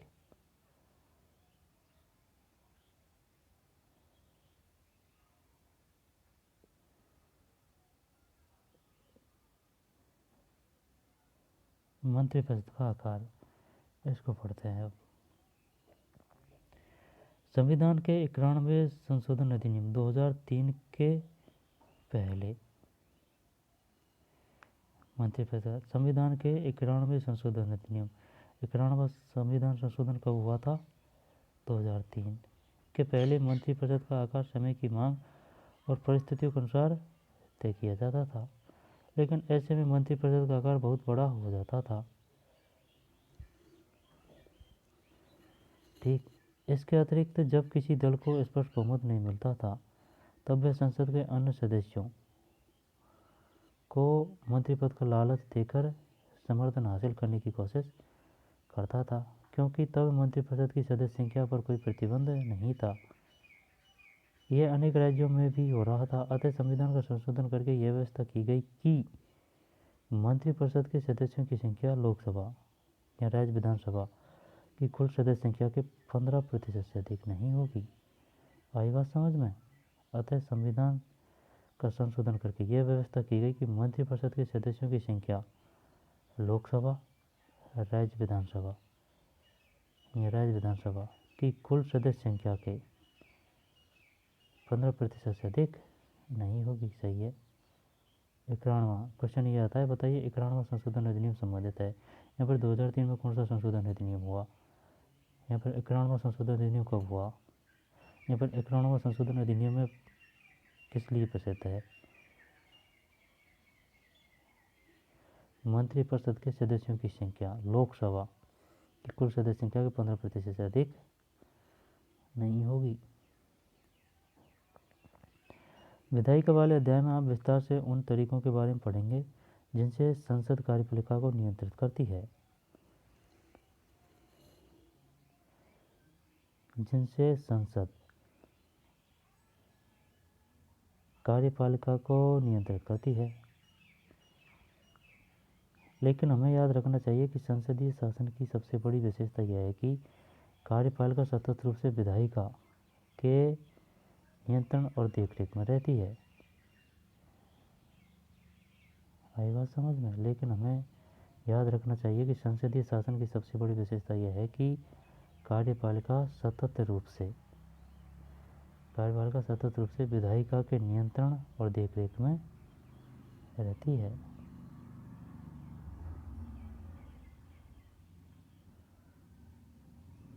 कार्यपालिका सतत रूप से विधायिका के नियंत्रण और देखरेख में रहती है।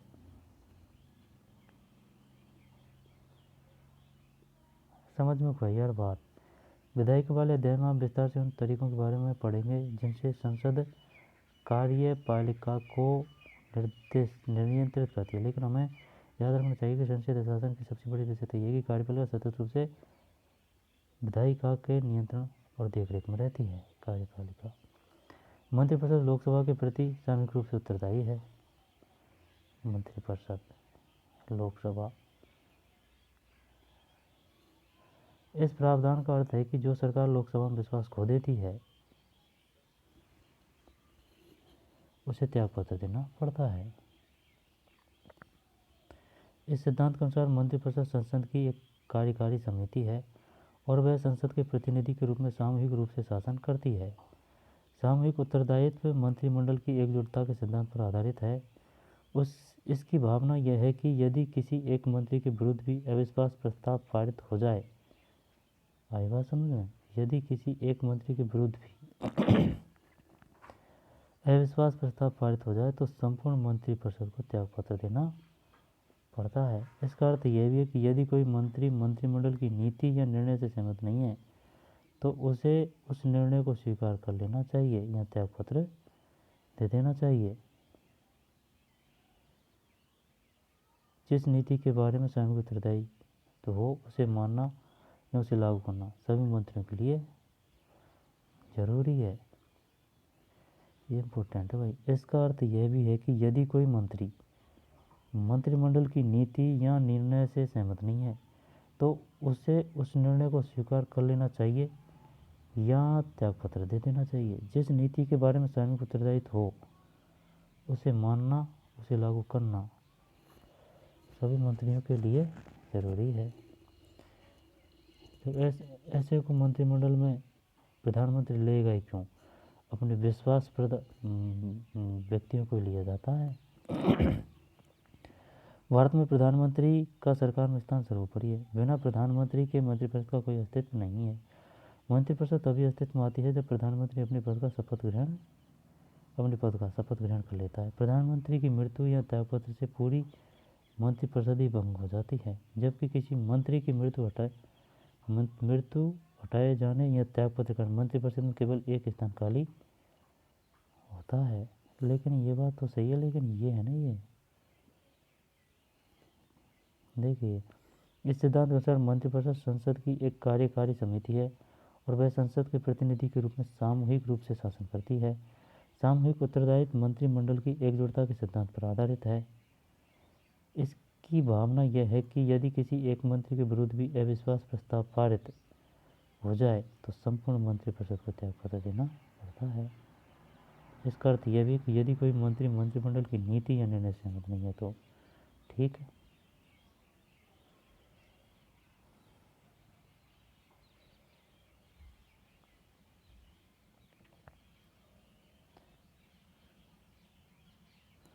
आगे चलते हैं, यहाँ से लेते हैं। प्रधानमंत्री एक तरफ मंत्रिपरिषद तथा दूसरी तरफ राष्ट्रपति और संसद के बीच एक सेतु का काम करता है। इसी भूमिका कारण पंडित नेहरू ने प्रधानमंत्री को सरकार की केंद्रीय धुरी की संज्ञा दी। इसी भूमिका में पंडित नेहरू ने प्रधानमंत्री को सरकार की केंद्रीय धुरी की संज्ञा दी। प्रधानमंत्री का यह संवैधानिक दायित्व भी है कि वह सभी संघीय मामलों के प्रशासन और प्रस्तावित कानूनों के बारे में राष्ट्रपति को सूचित करें। प्रधानमंत्री की मृत्यु या त्यागपत्र से पूरी मंत्रिपरिषद ही भंग हो जाती है। जबकि किसी मंत्री की मृत्यु जबकि किसी मंत्री की मृत्यु या हटाए जाने या त्यागपत्र के कारण मंत्रिपरिषद केवल एक ही स्थान खाली होता है। प्रधानमंत्री एक तरफ मंत्रिपरिषद तथा दूसरी ओर राष्ट्रपति और संसद के बीच एक सेतु का काम करता है। इसी भूमिका के कारण पंडित नेहरू ने प्रधानमंत्री को सरकार की केंद्रीय धुरी की संज्ञा दी। प्रधानमंत्री का यह संवैधानिक दायित्व भी है कि वह सभी संघीय मामलों के प्रशासन और प्रस्तावित कानूनों के बारे में राष्ट्रपति को सूचित करें। प्रधानमंत्री सरकार के सभी महत्वपूर्ण निर्णयों में सम्मिलित होता है और सरकार की नीतियों के बारे में निर्णय लेता है। इस प्रकार प्रधानमंत्री की शक्तियों के अनेक स्रोत हैं, जैसे मंत्रिपरिषद पर नियंत्रण, लोकसभा का नेतृत्व, अधिकारी जमात पर आधिपत्य, मीडिया तक पहुंच,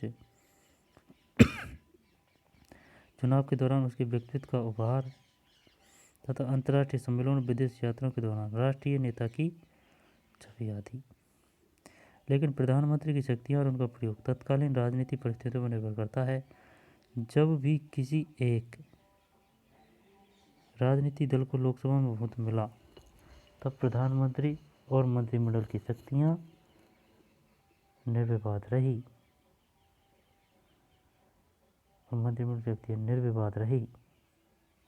परंतु जब राजनीतिक दलों के गठबंधन की सरकार बनी, तब ऐसा नहीं रहा। 1989 से हमने भारत के अनेक गठबंधन सरकारों को देखा। इनमें से कई सरकारें लोकसभा की पूरी अवधि के लिए सत्ता में रह सकी। 1989 से हमने भारत में अनेक गठबंधन सरकारों को देखा। इनमें से कई सरकारें लोकसभा की पूरी अवधि के लिए सत्ता में नहीं रह सकी। बहुमत समाप्त होने के कारण उन्होंने त्यागपत्र दे दिया या भी हटा दी गई। इन घटनाओं से संसदीय शासन का कामकाज प्रभावित हुआ।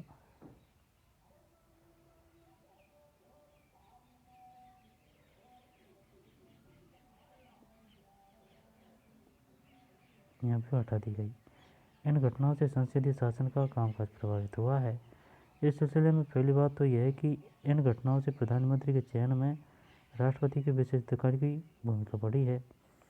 दूसरे, इस अवधि में गठबंधन राजनीति के कारण राजनीतिक सहयोगियों में परामर्श की प्रवृत्ति बढ़ी है, जिससे प्रधानमंत्री की सत्ता में कुछ सेंध लगी है। तीसरे, इससे प्रधानमंत्री के अनेक विशेष अधिकारों जैसे मंत्रियों का चयन, उनके पद स्तर तथा मंत्रालय के चयन पर भी कुछ अंकुश लगा है। चौथे, प्रधानमंत्री सरकार की नीतियों और कार्यक्रमों को भी अकेले तय नहीं कर सकता। चुनाव के पूर्व और चुनाव के बाद भी विभिन्न विचारधारा वाले अनेक राजनीतिक दल सहयोग करके सरकार बनाते हैं। सहयोगी दलों के बीच काफ़ी बातचीत और समझौते के बाद ही नीतियाँ बन पाती है। इस पूरी प्रक्रिया में प्रधानमंत्री को एक नेता से अधिक एक मध्यस्थ की भूमिका निभानी पड़ती है। कुछ एक बदलावों के साथ राज्यों में भी ठीक इसी तरह की लोकतांत्रिक कार्यपालिका होती है। सबसे महत्वपूर्ण अंतर यह है कि राज्य में एक राज्यपाल होता है। कुछ एक बदलाव के साथ राज्य में ठीक इसी तरह की सबसे महत्वपूर्ण अंतर यह है कि राज्य में एक राज्यपाल होता है जो केंद्रीय सरकार की सलाह पर राष्ट्रपति के द्वारा नियुक्त किया जाता है। यद्यपि प्रधानमंत्री की ही तरह मुख्यमंत्री भी विधानसभा में बहुमत दल का नेता होता है, पर राज्यपाल के पास ज़्यादा विवेकाधीन शक्तियाँ होती है। ठीक, बहरहाल राज्य के स्तर पर भी संसदनात्मक व्यवस्था के प्रमुख सिद्धांत लागू होते हैं। बहरहाल राज्य के स्तर पर भी संसदनात्मक व्यवस्था के प्रमुख सिद्धांत लागू होते हैं। कहाँ पहुँचे, क्या समझे।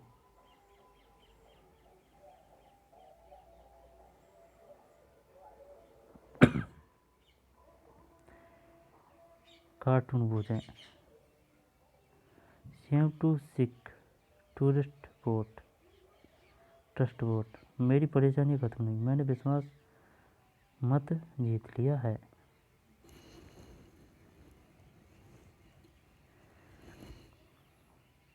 मुख्यमंत्री विश्वास मत जीत कर भी खुश नहीं है। वे कह रहे हैं कि विश्वास मत जीतने के बाद उनकी परेशानी बरकरार है। क्या आप सोच सकते हैं वे ऐसा क्यों कह रहे हैं? अच्छा,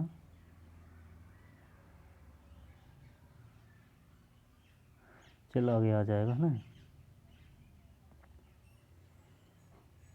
क्या कोई आदमी ताकतवर होने के चलते प्रधानमंत्री बनता है या प्रधानमंत्री बनने के बाद वह ताकतवर होता है?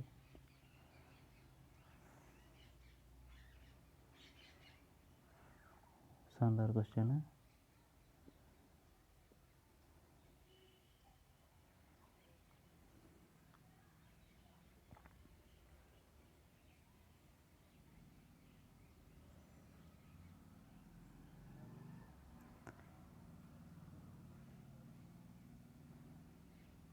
ठीक,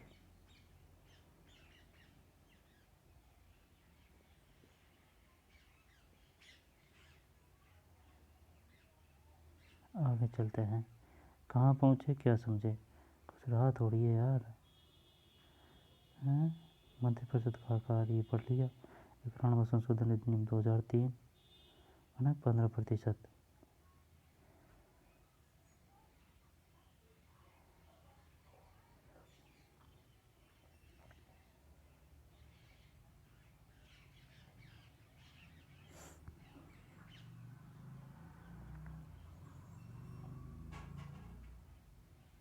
अभी ये पढ़ना है अपन को।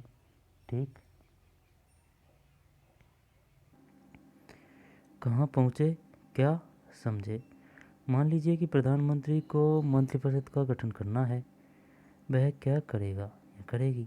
प्रधानमंत्री की बात आ रही है। विभिन्न विषयों के विशेषज्ञों का चयन, केवल अपनी पार्टी के लोगों का चयन, केवल व्यक्तिगत रूप से निष्ठावान और विश्वसनीय लोगों का चयन। ये है भाई। केवल सरकार के समर्थकों का चयन, मंत्री बनने की होड़ में शामिल व्यक्ति की राजनीतिक ताकत का अंदाजा लगाकर ही उनका चयन। बात मंत्रिपरिषद की है जो भाई विश्वसनीय जरूरी है। ठीक,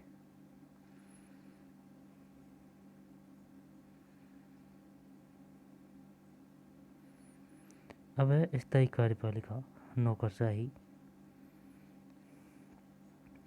मंत्रियों के निर्णय को कौन लागू करता है? शासन के कार्यकारी अंग में प्रधानमंत्री, मंत्रीगण और नौकरशाही, यह प्रशासनिक मशीनरी का एक विशाल संगठन सम्मिलित होता है।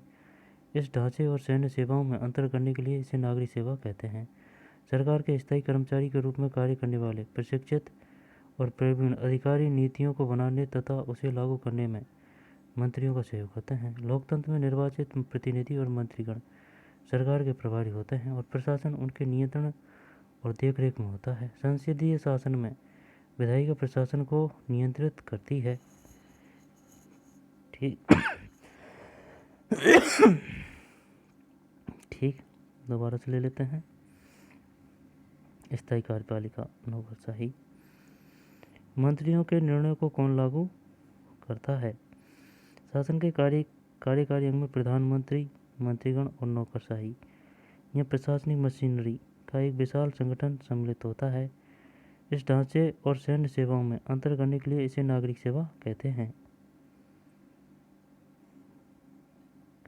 स्थायी कार्यपालिका, नौकरशाही।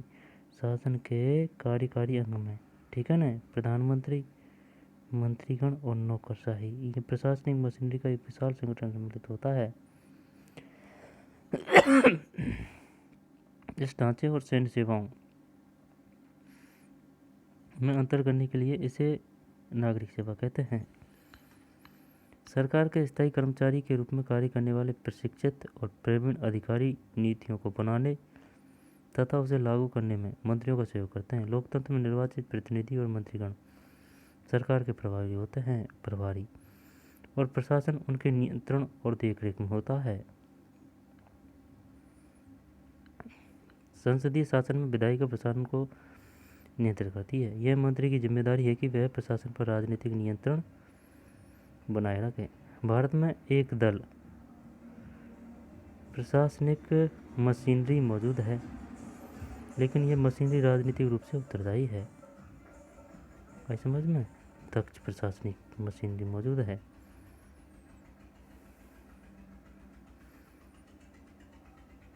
लेकिन यह मशीन राजनीतिक रूप से उत्तरदायी है। नौकरशाही से यह भी अपेक्षा की जाती है कि वह राजनीतिक रूप से तटस्थ हो। इसका अर्थ यह है कि नौकरशाही नीतियों पर विचार करते समय किसी राजनीतिक दृष्टिकोण का समर्थन नहीं करेगी। प्रजातंत्र में यह संभव है कि कोई पार्टी चुनाव में हार जाए और नई सरकार पिछली सरकार की नीतियों की जगह नई नीति अपनाना चाहे। ऐसी स्थिति में प्रशासनिक मशीनरी की जिम्मेदारी कि वह नई सरकार को अपनी नीति बनाने और उसे लागू करने में मदद करें। आज भारतीय नौकरशाही का स्वरूप बहुत जटिल हो गया है। इसमें अखिल भारतीय सेवाएं, प्रांतीय सेवाएं, स्थानीय सरकार के कर्मचारी और लोक उपक्रमों की तकनीक तथा प्रबंधकीय अधिकारी सम्मिलित है। हमारे संविधान निर्माता और गैर राजनीतिक और व्यावसायिक रूप से दक्ष प्रशासनिक मशीनरी के महत्व को जानते थे। वे सिविल सेवा या नौकरशाही के सदस्यों को बिना किसी भेदभाव की योग्यता के आधार पर चयनित करना चाहते थे। अतः भारत सरकार के लिए सिविल सेवा के सदस्यों की भर्ती की प्रक्रिया का कार्य संघ लोक सेवा आयोग को सौंपा गया है। ऐसे ही लोक सेवा आयोग राज्यों में भी बनाए गए हैं। लोक सेवा आयोग के सदस्यों को एक निश्चित कार्यशाला के लिए नियुक्त किया जाता है। उनको सर्वोच्च न्यायालय के न्यायाधीश के जांच के आधार पर ही निलंबित या अपदस्थ या हटाया जा सकता है। किसके द्वारा? सर्वोच्च न्यायालय के न्यायाधीश के जांच के आधार पर। ये केंद्र में है और राज्य का भी सर्वोच्च राज्यपालों को हटाएगा। दक्षता और योग्यता को आधार बनाकर भर्ती की जाती है, लेकिन संविधान यह भी सुनिश्चित करता है कि पिछड़े वर्गों के साथ साथ समाज के सभी वर्गों को सरकारी नौकरशाही का हिस्सा बनने का मौका मिले। इस उद्देश्य के लिए संविधान दलित और आदिवासियों के लिए आरक्षण की व्यवस्था करता है। बाद में महिलाओं और अन्य पिछड़ी जातियों को भी आरक्षण दिया गया। इन प्रावधानों में यह सुनिश्चित होता है कि नौकरशाही में सभी समूहों का प्रतिनिधित्व होगा तथा सामाजिक असमानताएं सिविल सेवाओं में भर्ती के मार्ग में रोड़ा नहीं बनेगी। भारतीय प्रशासनिक सेवा IAS तथा भारतीय पुलिस सेवा IPS के लिए उम्मीदवारों का चयन संघ लोक सेवा आयोग करता है। IAS और IPS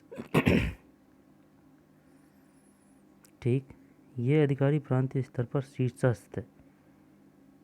शीर्षस्थ यानी सबसे ऊंचे नौकरशाही की रीढ़ होते हैं। आपको शायद पता हो कि एक जिले का जिलाधिकारी कलेक्टर उस जिले में सरकार का सबसे महत्वपूर्ण अधिकारी होता है। क्या आप जानते हैं कि जिलाधिकारी सामान्यतः IAS स्तर का अधिकारी होता है और वह केंद्र सरकार द्वारा बनाई गई सेवा शर्तों को नियंत्रित होता है। एक IAS अथवा IPS अधिकारी किसी एक राज्य के संबद्ध कर दिया जाता है जहां वह राज्य सरकार की देखरेख में काम करता है।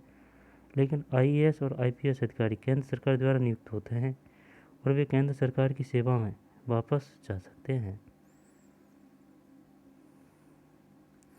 अच्छा, नियुक्त होते हैं और वे केंद्र सरकार की सेवा में वापस जा सकते हैं। सबसे महत्वपूर्ण यह है कि केवल केंद्रीय सरकार ही उनके विरुद्ध अनुशासनात्मक कार्रवाई कर सकती है। इसका अर्थ यह हुआ कि राज्यों के प्रमुख प्रशासनिक अधिकारी केंद्रीय सरकार की देखरेख और नियंत्रण में रहते हैं।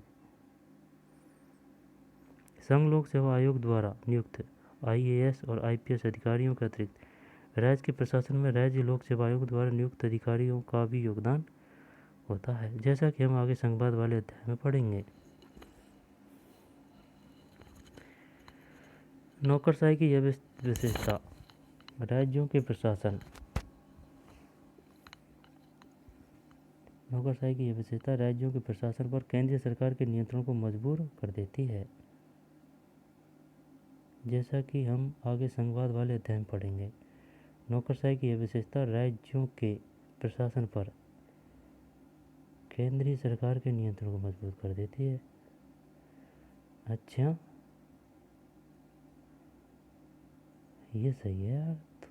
तो राज्य पे केंद्र सरकार का अधिकार है ऐसे तो।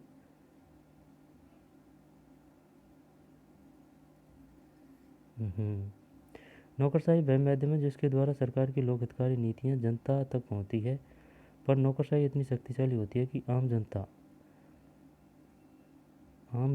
आम आदमी सरकारी अधिकारी तक पहुँचने से डरता है। वह लोगों का आम अनुभव है कि नौकरशाही समय नागरिकों की मांगों और आशाओं के प्रति संवेदनशील नहीं होती, लेकिन जब लोकतंत्र ढंग से चुनी हुई सरकार नौकरशाही को नियंत्रित करती है तब इनमें से कुछ समस्याओं को प्रभावी तरीके से हल किया जा सकता है। वहीं दूसरी ओर ज़्यादा राजनीतिक हस्तक्षेप से नौकरशाही राजनीतिज्ञों के हाथ का खिलौना बन जाती है। हालांकि संविधान ने भर्ती के लिए एक स्वतंत्र मशीनरी बनाई, लेकिन अनेक लोगों का मानना है कि सरकारी कर्मचारियों को अपने कार्यों के संपादन में राजनीति हस्तक्षेप से बचाने की कोई व्यवस्था नहीं है। न कि सरकारी कर्मचारियों को अपने कार्यों के संपादन में राजनीतिक हस्तक्षेप से बचाने की कोई व्यवस्था नहीं है। सही बात है। यह भी महसूस किया जाता है कि जनता के प्रति नौकरशाही का उत्तरदायित्व सुनिश्चित करने के लिए पर्याप्त प्रावधान नहीं है।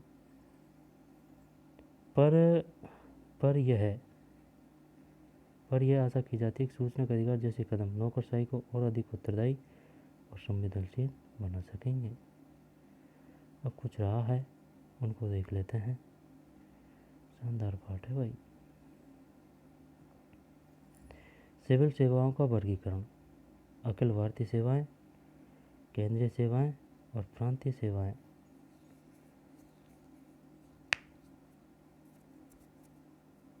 भारतीय प्रशासनिक सेवा, भारतीय पुलिस सेवा,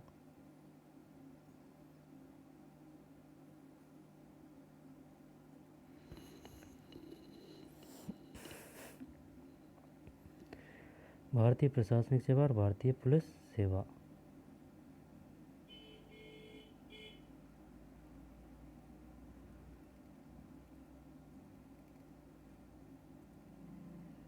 सिविल सेवाओं का वर्गीकरण: भारतीय प्रशासनिक सेवा, ठीक, और भारतीय पुलिस सेवा। ये तो है क्या अखिल भारतीय सेवाएं। केंद्रीय सेवाएं भारतीय विदेश सेवा और भारतीय राजस्व सेवा। प्रांतीय सेवाएं बिक्री कर अधिकारी।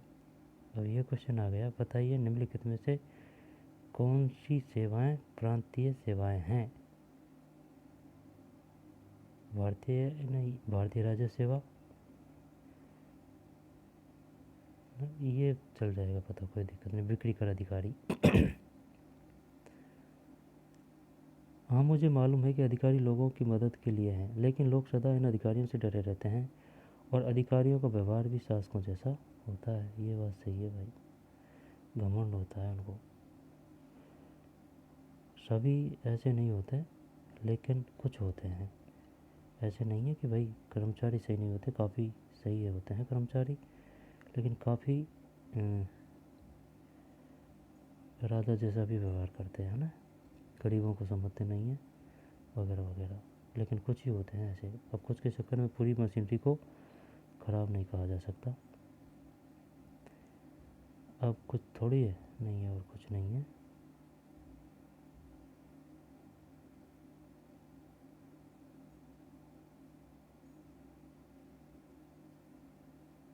निष्कर्ष: आधुनिक कार्यपालिका सरकार की एक अत्यंत शक्तिशाली संस्था है। सभी प्रकार की सरकारों में सरकार के अन्य अंगों की अपेक्षा कार्यपालिका ज़्यादा शक्तिशाली होती है। इससे कार्यपालिका पर लोकतांत्रिक नियंत्रण की आवश्यकता बढ़ जाती है। हमारे संविधान निर्माताओं की यह दूरदृष्टि ही थी कि उन्होंने कार्यपालिका को विधायिका के नियमित नियंत्रण और देखरेख में रखा। इस प्रकार एक संसदीय कार्यपालिका का चयन किया गया। समय समय पर होने वाले चुनाव व्यक्तियों के प्रयोग पर संवैधानिक अंकुशों और लोकतांत्रिक राजनीति ने यह सुनिश्चित किया है कि भारत में कार्यपालिका उत्तरदायी न होगी।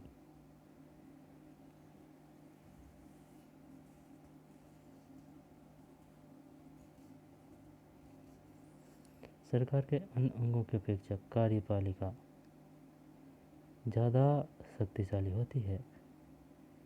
इसमें कार्यपालिका को लोकतांत्रिक नियंत्रण की आवश्यकता बढ़ जाती है। हमारे संविधान निर्माताओं की यह दूरदृष्टि ही थी कि उन्होंने कार्यपालिका को विधायिका के नियमित नियंत्रण और देखरेख में रखा। इस प्रकार एक संसदीय कार्यपालिका का चयन किया गया। समय समय पर होने वाले चुनाव व्यक्तियों के प्रयोग पर संवैधानिक अंकुशों और लोकतांत्रिक राजनीति में यह सुनिश्चित किया गया कि भारत में कार्यपालिका अनुत्तरदायी न होगी। प्रश्नावली: संसदीय कार्यपालिका का अर्थ होता है जहाँ संसद हो वहाँ कार्यपालिका का होना। जहाँ संसद द्वारा निर्वाचित कार्यपालिका। और एक क्या शानदार क्वेश्चन है, जहाँ संसद कार्यपालिका के रूप में काम करती है। ये पूछ रहा है संसदीय कार्यपालिका का अर्थ: ऐसी कार्यपालिका जो संसद के बहुमत के समर्थन पर निर्भर हो।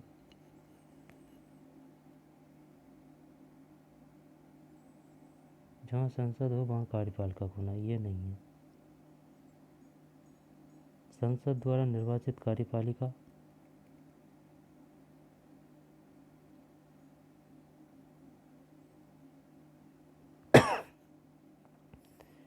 ऐसी कार्यपालिका जो संसद के बहुमत के समर्थन पर निर्भर हो, ये सही है। सॉरी, तबीयत कुछ ऐसी है ना। संसदीय कार्यपालिका का अर्थ होता है,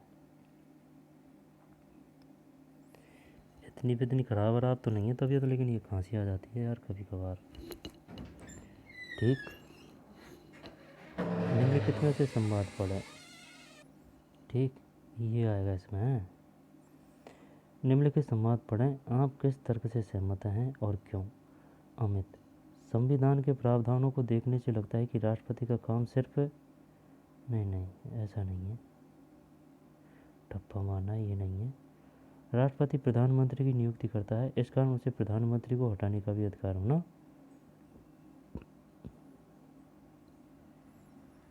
राष्ट्रपति प्रधानमंत्री की नियुक्ति करता है, सही है, इस कारण उसे प्रधानमंत्री को हटाने का भी अधिकार होना चाहिए, ये सही है। चल, मैंने मान ली तेरी बात।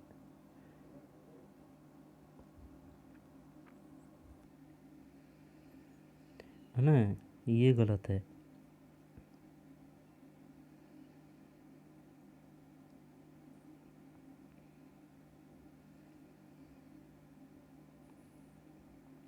चल, इसको भी छोड़ दे। तर्क सहमत और क्यों? हमें राष्ट्रपति की जरूरत नहीं, चुनाव के बाद संसद बैठकर बुलाकर एक नेता चुन सकती है जो प्रधानमंत्री बने। चलिए, सही है। समावाड़ा, निम्नलिखित को सम्मिलित करें। भारतीय विदेश सेवा जिसमें बहाली हो उसी प्रदेश में काम करती है।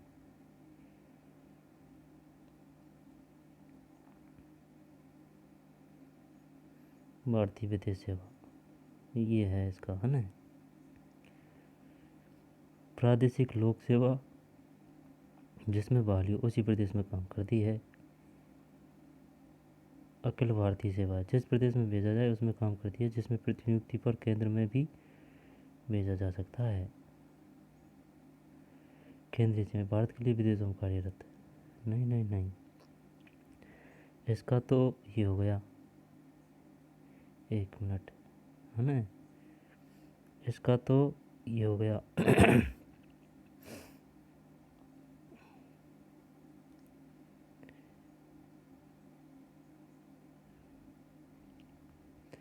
भारत के लिए विदेशों में कार्यरत। और प्रादेशिक लोक सेवा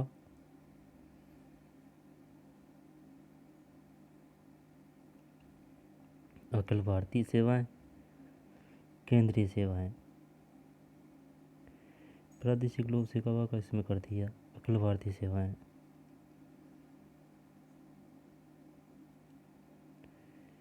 ये कर दिया। केंद्रीय सेवाएं,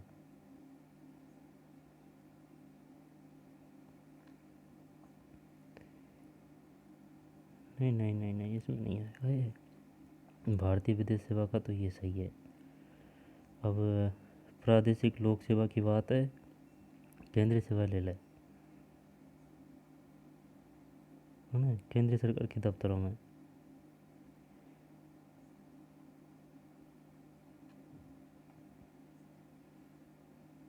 है ना, केंद्रीय सेवाएं, फिर अखिल भारतीय सेवाएं।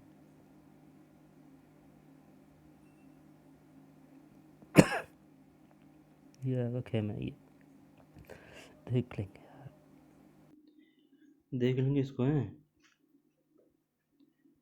उस मंत्रालय की पहचान करें जिसने निम्नलिखित समाचार को जारी किया होगा। यह मंत्रालय प्रदेश की सरकार का है या केंद्र सरकार का, और क्यों?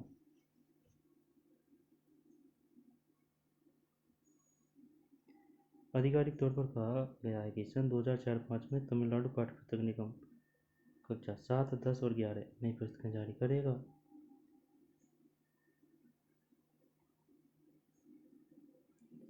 ये प्रदेश सरकार का है। भीड़ भरे तिरुवल्लुवर चेन्नई खंड में लोह अयस्क निर्माताओं की सुविधा के लिए एक नई रेल लूप लाइन बिछाई जाएगी। नई लाइन लगभग 80 किमी की होगी। यह लाइन पट्टू से शुरू होगी और बंदरगाह के निकट अतिपट्टू तक जाएगी। ये मंत्रालय प्रदेश की केंद्रीय है ना, केंद्र सरकार की है। तिरुवल्लुवर और चेन्नई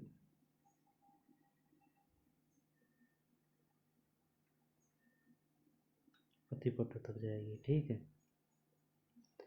रैमपेट मंडल में किसानों की आत्महत्या की घटनाओं की पुष्टि के लिए गठित 3 सदस्यीय उप विभागीय समिति ने पाया कि इस माह आत्महत्या करने वालों 2 किसान फसल के मारे जाने से आर्थिक समस्या का सामना कर रहे थे।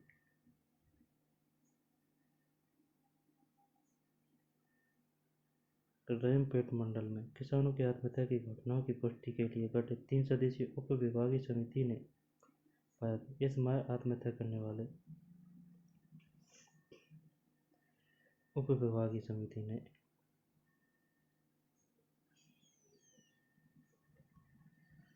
ठीक, इसमें कौन सा है, केंद्र या राज्य? चलो राज्य कर ले। प्रधानमंत्री की नियुक्ति करने में राष्ट्रपति लोकसभा के सबसे बड़े दल के नेता को चुनता है। यही है। लोकसभा में बहुमत अर्जित करने वाले गठबंधन दलों में सबसे बड़े दल के नेता को चुनता है।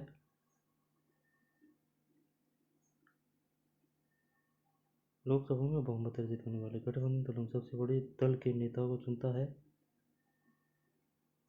ये भी सही है। राज्यसभा में सबसे बड़े दल के नेता को चुनता है। नहीं, गठबंधन होता है उस दल के नेता को चुनता है जिसे लोकसभा के बहुमत का समर्थन प्राप्त हो।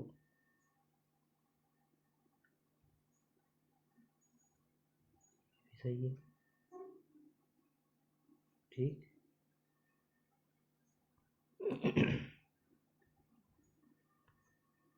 इस चर्चा को पढ़कर बताएं कि कौन सा कथन भारत पर सबसे ज़्यादा लागू होता है। भारत पर प्रधानमंत्री राजा के समान है, वह हमारे देश में हर बात का फैसला करता है। राजा के समान नहीं है। प्रधानमंत्री सिर्फ बराबरी के सदस्यों में प्रथम है, उसे कोई विशेष अधिकार प्राप्त नहीं है। सभी मंत्रियों और प्रधानमंत्री का अधिकार बराबर है। नहीं, प्रधानमंत्री को दल के सदस्यों तथा सरकार को संबोधन देने वाले सदस्यों का ध्यान रखना पड़ता है, लेकिन खुद कुल मिलाकर देखें तो नीति निर्माण तथा मंत्रियों के चयन में प्रधानमंत्री की बहुत ज़्यादा चलती है। यही है हॉबी। क्या मंत्रिमंडल की सलाह राष्ट्रपति को हर हाल में माननी पड़ती है? आप क्या सोचते हैं? अपना उत्तर अधिकतम 100 शब्दों में लिखें।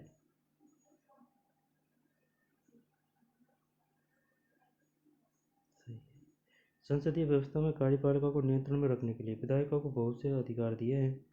कार्यपालिका को नियंत्रण करना इतना जरूरी क्यों है? आप क्या सोचते हैं?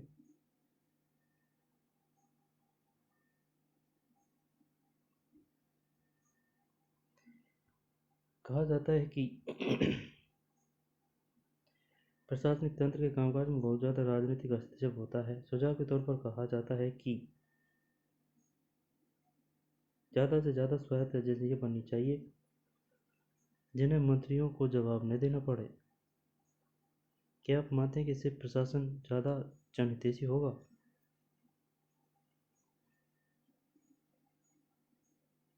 सुझाव के तौर पर कहा जाता है कि ज़्यादा से ज़्यादा स्वायत्त एजेंसियाँ बननी चाहिए जिन्हें मंत्रियों को जवाब न देना पड़े।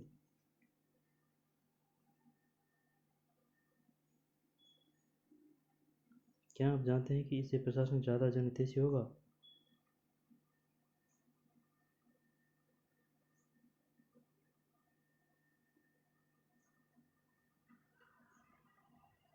नहीं, ये गलत है। क्या आप मानते हैं कि इससे प्रशासन की कार्यकुशलता बढ़ेगी? नहीं, जवाब देना तो जरूरी है यार। क्या लोकतंत्र का तो ये होता है कि निर्वाचित प्रतिनिधियों का प्रशासन पर पूर्ण नियंत्रण नहीं होता।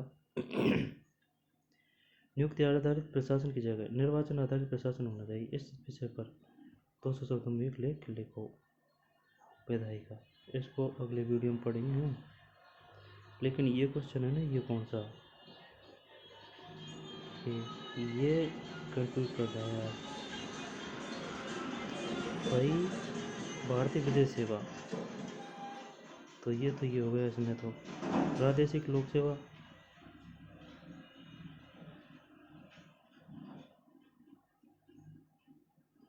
इसका ये है नहीं, ये सही तो अब ये क्या है, अखिल भारतीय सेवाएं।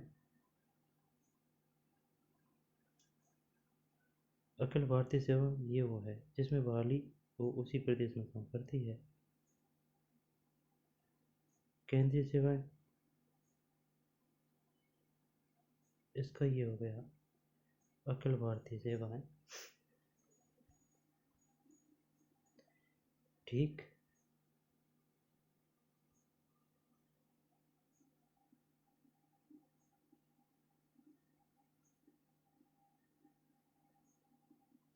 पर नौकरशाही इतनी शक्तिशाली होती है कि आम आदमी सरकारी अधिकारी तक कोशिश करता है।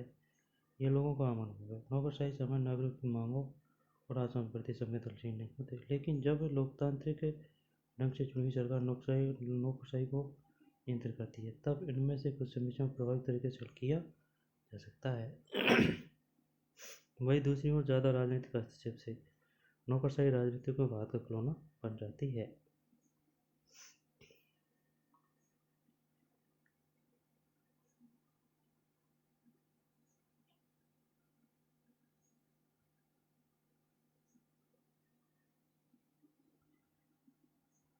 चल रहा ना, हो गया है पूरा है।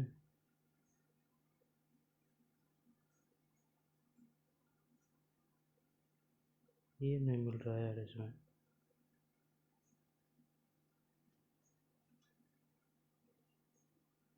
उनको सर्वोच्च न्यायालय न्यायाधीश के जांच के आधार पर ही निलंबित या अपदस्थ किया जा सकता है।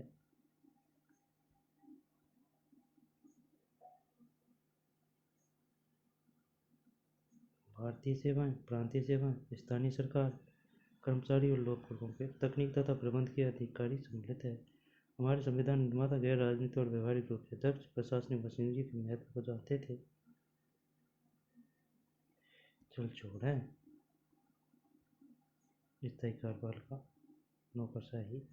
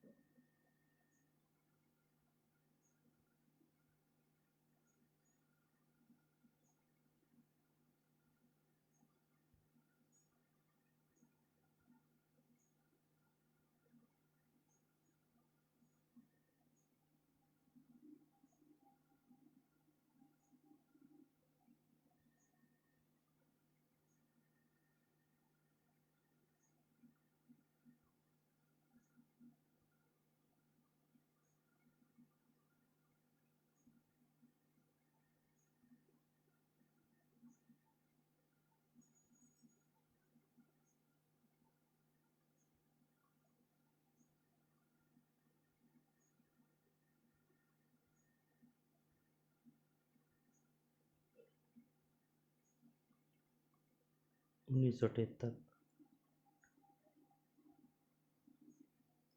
संसदीय अर्ध अध्यक्षात्मक